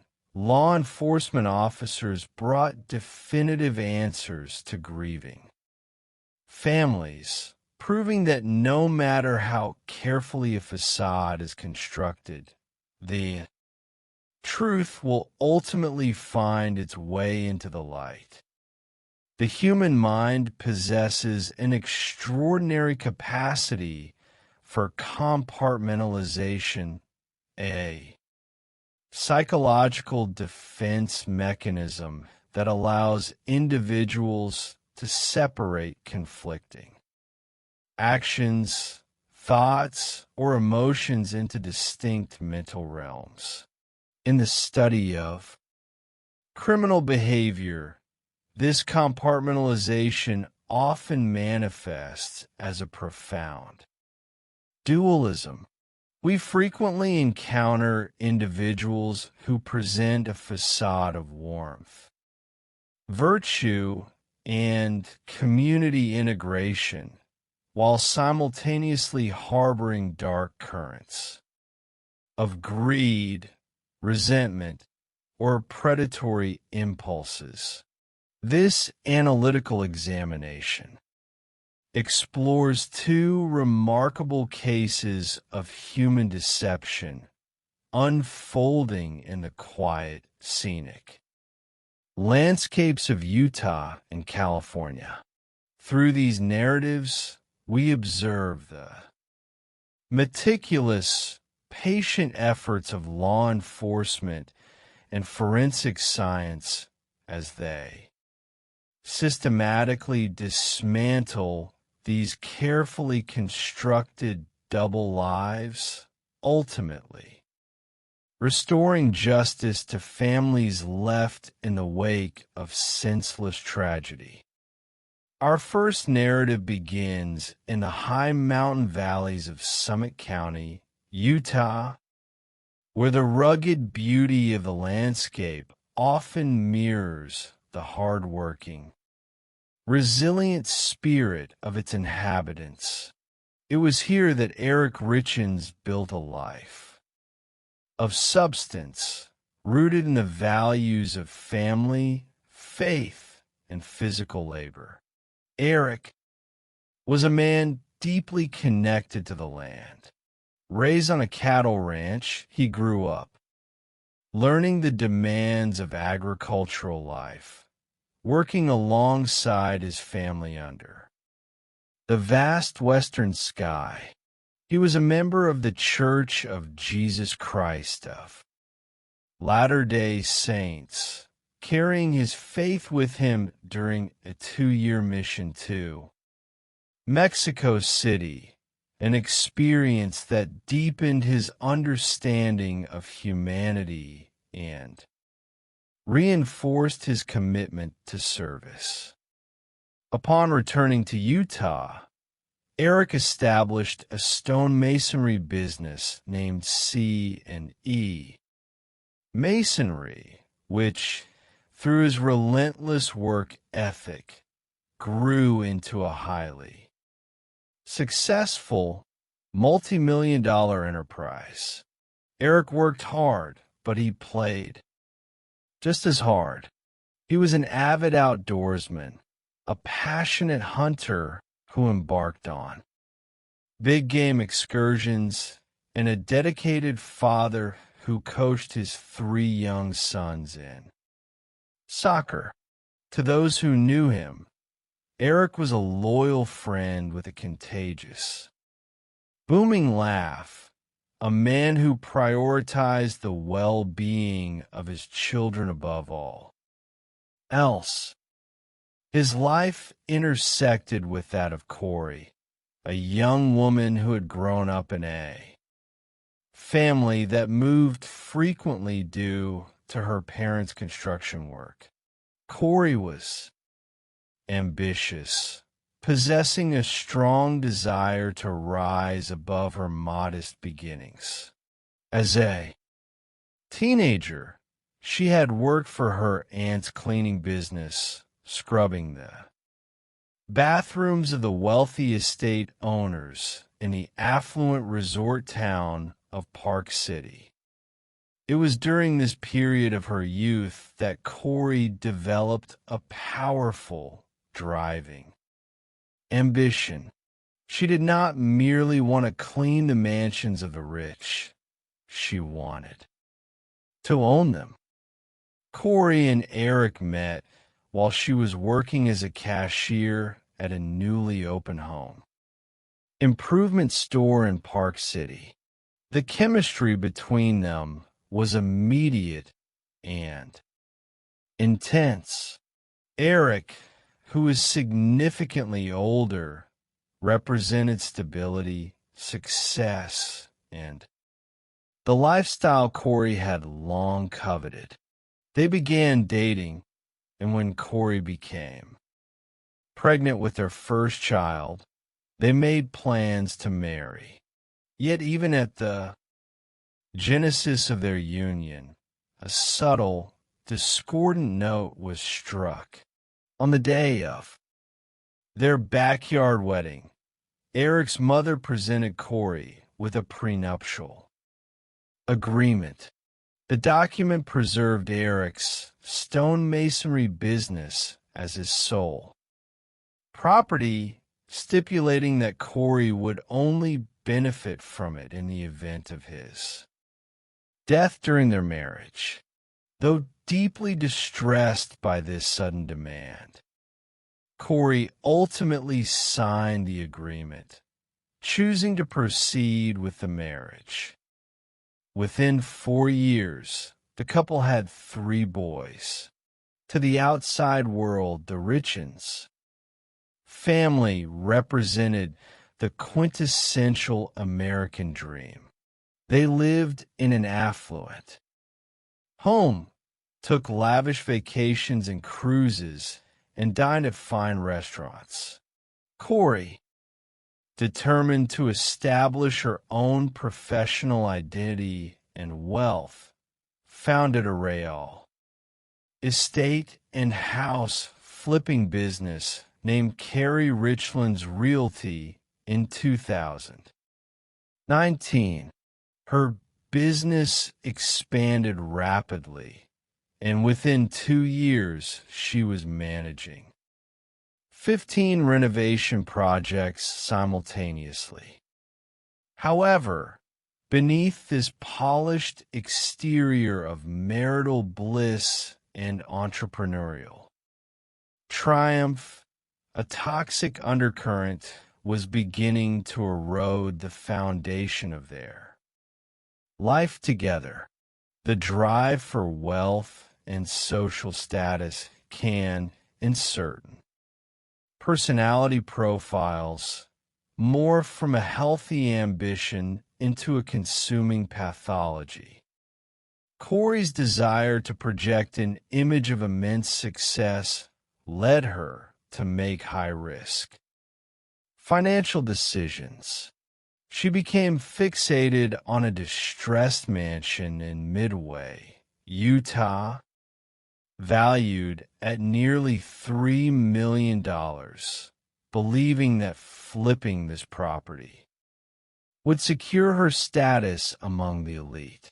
To fund this ambitious project and keep her expanding business afloat, she began securing short-term, high-interest hard money loans, accumulating massive debts. In 2020, Eric made a shocking discovery. Without his knowledge or consent, Corey had taken out a $250,000 line of credit against their family home, a property that Eric owned solely. This act of financial deception shattered Eric's trust. It revealed a reckless disregard for their family's financial security and a willingness to operate in deep secrecy. Eric sought the counsel of a divorce attorney, realizing that his wife's financial practices were putting their children's future at risk. To protect his 3 sons, Eric quietly established a new estate plan. He created a trust, naming his sister Katie as the executor and trustee, and designated his sons as the sole beneficiaries. He placed the family home into the trust, ensuring that Corey could not liquidate or further encumber the property, while Eric chose to remain in the marriage, hoping to rebuild their relationship through counseling. The trust between husband and wife was permanently fractured.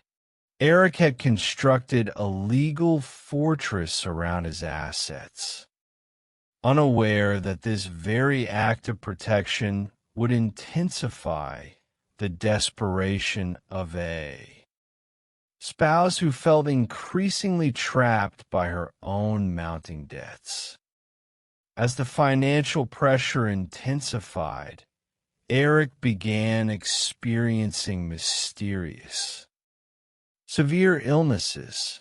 In 2019, during a trip to Greece, Eric became violently ill after drinking a beverage that Corey had brought to him. Having recently contracted Lyme disease, Eric was taking medication that made alcohol consumption highly dangerous. Although Eric had ordered a non-alcoholic drink, the beverage Corey delivered caused an immediate, severe reaction. He was forced to retreat to his hotel room, where, in a state of fear and physical distress, he called his sister and confessed his suspicion that his wife had tried to poison him. A far more acute episode occurred on Valentine's Day in 2022. Corey ordered a breakfast sandwich from a local bagel shop, brought it home, and presented it to Eric with a note expressing her love. Upon taking a single bite of the sandwich, Eric fell into anaphylactic shock. His throat began to constrict, and he was forced to administer his son's epinephrine auto-injector and take a heavy dose of antihistamines before falling into a deep, labored sleep. He survived the ordeal, but the experience left him deeply shaken. He sent a text message to a close friend stating that Corey had tried to poison him and noting how close he had come to death. Despite these terrifying incidents, Eric remained in the home, perhaps bound by his devotion to his sons and a desire to keep his family together. He could not conceive that the mother of his children would systematically plot his demise. On the night of March 3rd, 2022, the tension within the Richens household reached its tragic climax. Corey claimed they were celebrating a successful financial transaction for her real estate business. She prepared a cocktail for Eric, a mixed drink containing what she later described as a standard measure of alcohol, which they shared in their bedroom before she went to tend to one of their sons who was experiencing night terrors. At approximately 3 o'clock in the morning on March 4th, Corey placed called the 911. Her voice, recorded by the emergency dispatch system, carried an urgent, frantic tone. She reported that her husband was cold to the touch and not breathing. The dispatcher instructed her to perform cardiopulmonary resuscitation, counting out the rhythm over the line. When emergency medical technicians and sheriff's deputies arrived at the residence, they entered a quiet bedroom where Eric lay on his back on the floor. The first responders immediately noticed that Eric's body was already stiff with rigor mortis, indicating he had been deceased for several hours before the emergency call was placed. As they attempted resuscitation using a mechanical chest compression device, a small amount of blood began to emerge from Eric's mouth, a detail that surprised the paramedics. The initial scene assessment led to a tentative hypothesis of a sudden medical event, perhaps a ruptured aneurysm. Eric was a young, highly active, and athletic 39-year-old man, making his sudden death highly anomalous yet. Sudden cardiac or vascular events are not entirely unknown. The responding deputy questioned Corey, who was wrapped in a blanket, portraying the utter shock of a newly bereaved widow. She explained that they had shared a drink to celebrate her business success, after which she had spent the night in her son's room, returning to her own bed only to find her husband unresponsive. She mentioned that Eric occasionally consumed a tetrahydrocannabinol gummy to assist with sleep, but she was unsure if he had done so that evening. As the morning progressed, Eric's family arrived at the home. His sister Katie was consumed by a raw, guttural grief, screaming and struggling to breathe as the reality of her brother's death settled upon her. The atmosphere in the house was a complex mix of sorrow and underlying tension.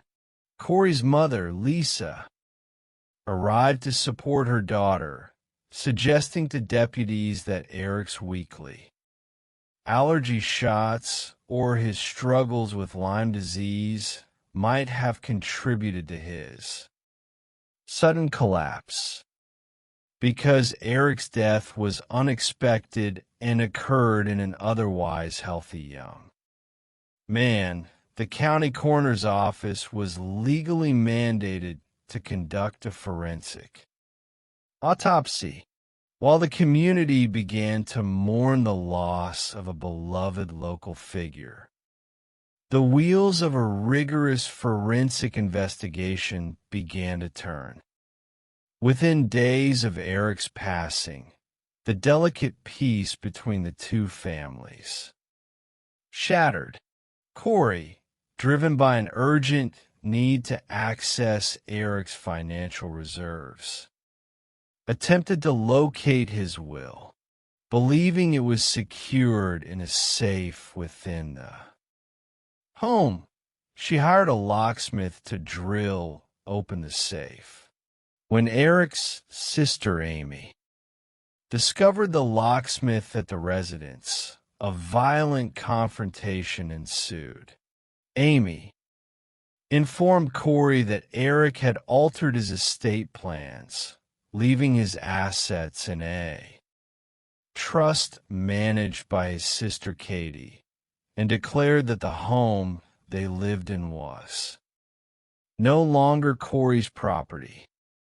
The argument escalated into physical violence, with Amy alleging that Corey struck her in the face and neck. Corey was subsequently arrested and charged with assault, eventually entering a plea of no contest.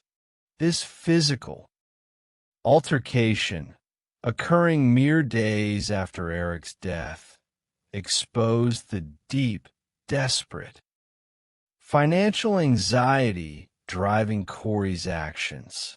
At Eric's country-style funeral, the divide between the families was stark and absolute, with Corey and her supporters standing completely apart from the Richens family, a visual representation of the suspicion that now surrounded his death.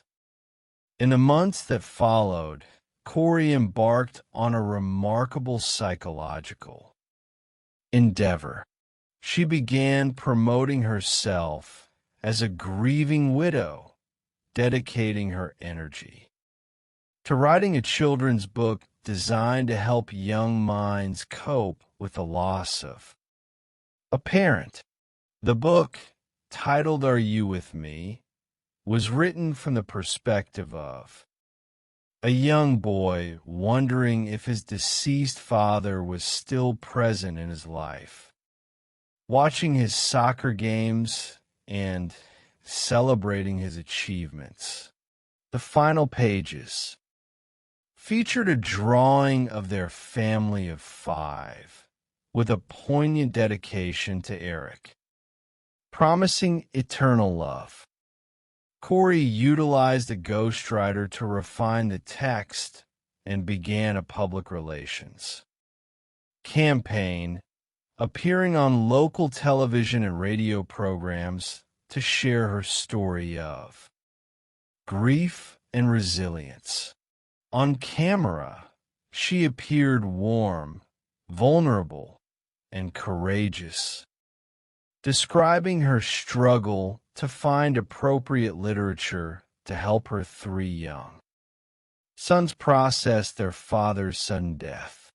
She was praised by hosts as an inspiration, a strong mother navigating the darkest of valleys. Yet, this public display of maternal devotion and grief was a masterclass in psychological masking, even as she sat on television sets, inviting the public to share in her sorrow. Criminal investigators were receiving the definitive results of Eric's post-mortem toxicology screen. The chief medical examiner's report was unequivocal. Eric Richins had not died of an aneurysm, nor had he succumbed to natural causes. The cause of his death was acute drug intoxication, specifically a lethal dose of fentanyl. The concentration of fentanyl in Eric's system was extraordinary, measuring 5 times the lethal limit for an average individual. Furthermore, the toxicology analysis indicated that the substance was not medical-grade fentanyl, such as that administered in clinical settings or prescribed via patches. It was illicitly manufactured fentanyl, the highly potent, unstable synthetic opioid produced by criminal syndicates. This revelation transformed the inquiry from a suspicious death investigation into a homicide investigation. Investigators now faced a critical question. How did a man who had no history of illicit drug use, a man dedicated to physical fitness and health, ingest a massive, lethal quantity of a street drug? A search warrant was executed at the Richins' home. Detectives seized electronic devices, including computers and cellular phones belonging to both Eric and Corey, searching for any trace of the narcotics or evidence of their procurement. During the search, Corey maintained her innocence, expressing shock at the toxicology findings and asserting that Eric must have obtained the substance independently.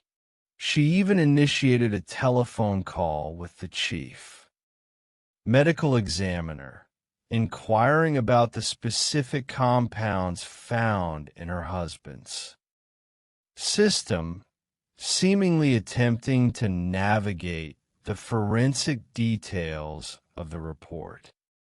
However, The digital footprint left by Corey's cellular phone began to tell a far different story. A private investigator hired by the Richens family, working in tandem with the Summit County Sheriff's Office, began analyzing thousands of text messages and call logs. They identified a highly anomalous pattern of communication between Corey and a woman named Carmen Lauber. Carmen had previously worked as a cleaner for Corey's real estate projects and possessed a criminal history involving narcotics. The lead investigator, Detective Jeff O'Driscoll, recognized that Carmen was the potential conduit for the lethal substance. Operating systematically, investigators conducted a search of Carmen's trash, recovering drug paraphernalia. This provided the necessary probable cause to secure a search warrant for Carmen's residence. During the execution of this warrant, deputies discovered a firearm, a serious violation for a convicted felon, and observed a highly unusual item taped to her mirror, a copy of Eric Richens' obituary. Faced with severe narcotics and weapons charges that carried the prospect of a lengthy prison sentence, Carmen chose to cooperate with the state. Her testimony dismantled Corey's carefully constructed defense. Carmen revealed that Corey had approached her on 2 distinct occasions, requesting that she procure strong pain medication for an investor who had suffered a back injury. According to Carmen, the first delivery of pills occurred in early February, shortly before the Valentine's Day incident where Eric became violently ill. Corey subsequently contacted Carmen again, stating that the first batch of pills was not strong enough and requesting something far more potent. Carmen then contacted her supplier, a man named Robert Crozier, and secured second delivery of illicit fentanyl pills, which she left at one of Corey's renovation properties. The timing of these transactions aligned with the critical events in the Richens household. Call logs revealed 30 text messages exchanged between Corey and Carmen on Valentine's Day, and another surge of communication on February 26th, just days before Eric's death.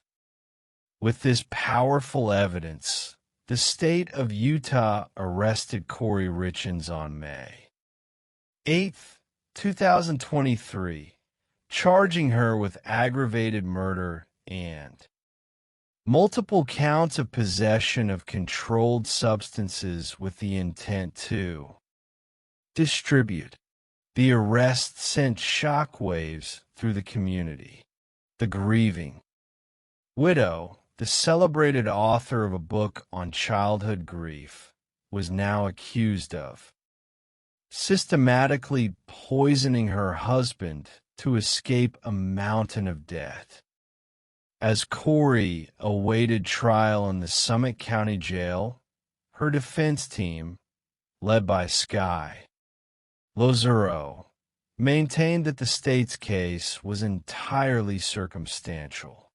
They argued there was no direct forensic evidence connecting the fentanyl to Corey's hands, nor any proof of how the substance was introduced into Eric's final drink.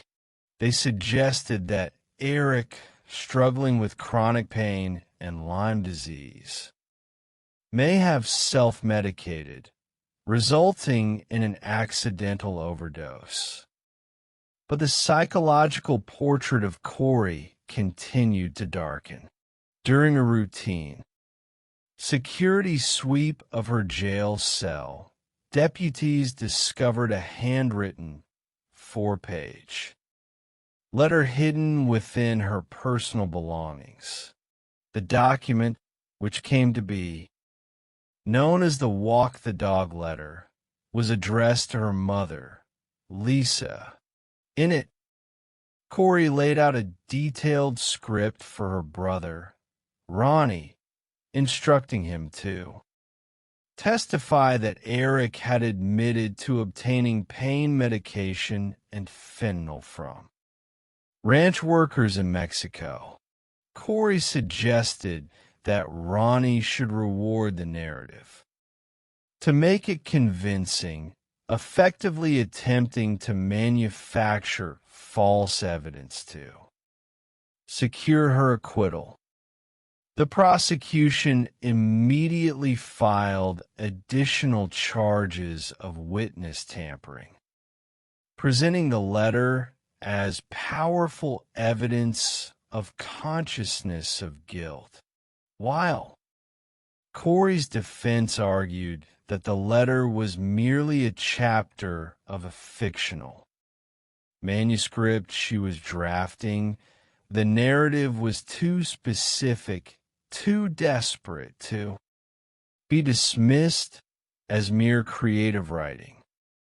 In March of 2024, the state amended the complaint to include a charge of attempted murder, specifically relating to the poisoned Valentine's bagel sandwich.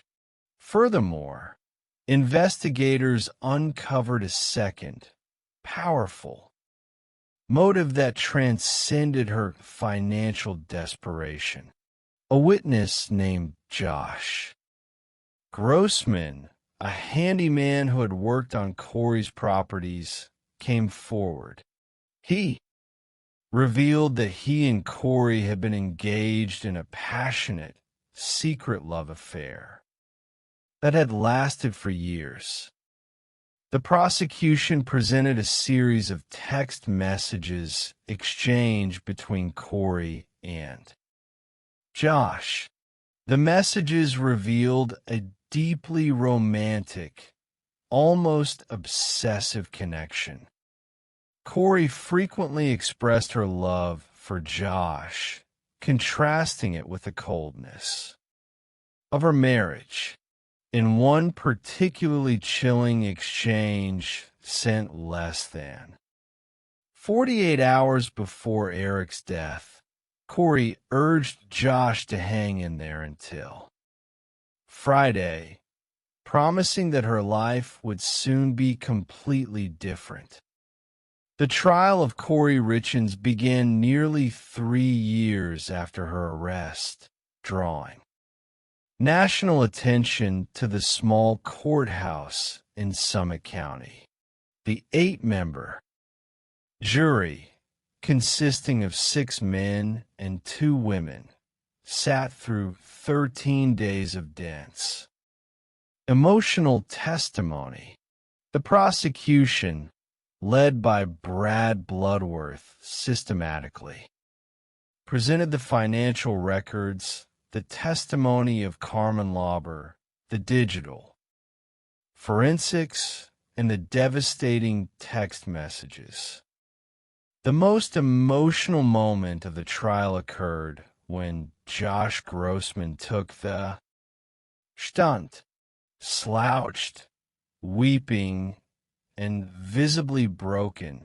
He listened as his private, intimate expressions of love were read aloud to the courtroom. He testified to a conversation they shared in her vehicle shortly after Eric's death, during which Corey asked him if he had ever killed anyone during his military service in Iraq and inquired about how that experience had made him feel. The defense, which had promised a robust presentation, made a stunning tactical decision. When the prosecution rested, Corey's newly appointed public defenders, Kathy Nestor and Wendy Lewis, stood and announced that the defense rested its case without calling a single witness or presenting any evidence. It was a high-stakes gamble based on the belief that the state had failed to meet its burden of proof. The jury did not agree. After deliberating for less than 3 hours, they returned a unanimous verdict of guilty on all counts, including aggravated murder. Outside the courthouse, the Richens family embraced, expressing profound relief that justice had finally been served for Eric. Corey, who had once stood before television cameras projecting an aura of elegant grief, now faced a lifetime behind bars, her parental rights terminated, her children adopted by Eric's sister, and her legacy defined not by her ambition, but by her betrayal.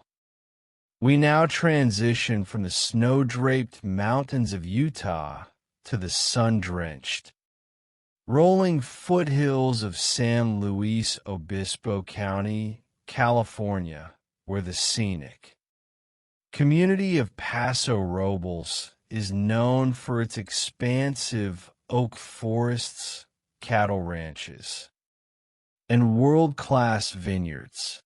In this picturesque setting, 62-year-old Nancy Woodrum had carved out a peaceful, industrious existence. Nancy was a beloved figure, a master cosmetologist who ran a popular salon named The Strand.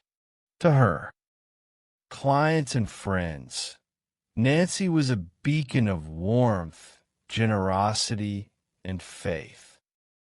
Nancy was a devout Jehovah's Witness, possessing a deep, abiding belief in a future paradise where the earth would be restored to a state of peace and beauty.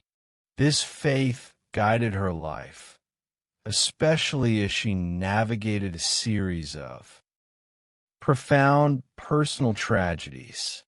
Years earlier, Nancy and her husband Robert had lost their infant son, Christopher, who survived for only 10 days. Shortly before her 18th birthday, their daughter Amy passed away after a long struggle with cystic fibrosis. Later, Robert suffered a sudden, fatal heart attack, collapsing as he entered Nancy's vehicle. Through all these devastating losses, Nancy remained resilient, anchoring herself in her spiritual beliefs and her close relationship with her surviving daughter, Amanda. In 2006, Robert and Nancy had purchased a secluded property on El Faro Road, a beautiful estate with a historic 2-story Victorian home and a smaller cottage. After Robert's death, Nancy decided to utilize the main house as a vacation rental, calling it Paradise Ranch, while she resided in the quiet, adjacent cottage. In May of 2018, Nancy was preparing to sell Paradise Ranch The maintenance of the large property had become too demanding, and she wished to dedicate her remaining years to full-time ministry, sharing her faith with others. To finalize the sale, she hired several local contractors to perform renovations, deck repairs, and painting. On Friday, May 4th, 2018, a large group of more than 20 wedding guests checked into the main Victorian house at Paradise Ranch. The bride, her bridesmaids, and their families had traveled to the area for a vineyard wedding. Nancy welcomed the bride with a warm embrace, introducing herself and explaining that she would be staying in the adjacent cottage if they required any assistance. The following day, Saturday, May 5th, Amanda became alarmed when her mother failed to appear for a scheduled Bible study. Such an absence was entirely uncharacteristic of Nancy, who was meticulous in her commitments. Amanda contacted a neighbor asking her to check on Nancy's cottage. The neighbor's report was chilling. The front door of the cottage was wide open. The television was blaring, but Nancy was nowhere to be found. Amanda rushed to the property, entering her mother's home with a growing sense of dread. The cottage was tidy, with Nancy's purse, car keys, cellular phone, and tablet. Computer resting on a bench near the entryway. Both of her vehicles remained parked outside. However, as Amanda looked closer, she discovered horrifying signs of violence. 2 large, dark bloodstains marred the carpet. Splatter was visible on the walls. Near the headboard of the bed, and her mother's sheets, bedding, and pillows were missing. On a nearby chair, a beige pillow was stained with blood. Realizing that a violent struggle had occurred, Amanda dialed 911. The response from the San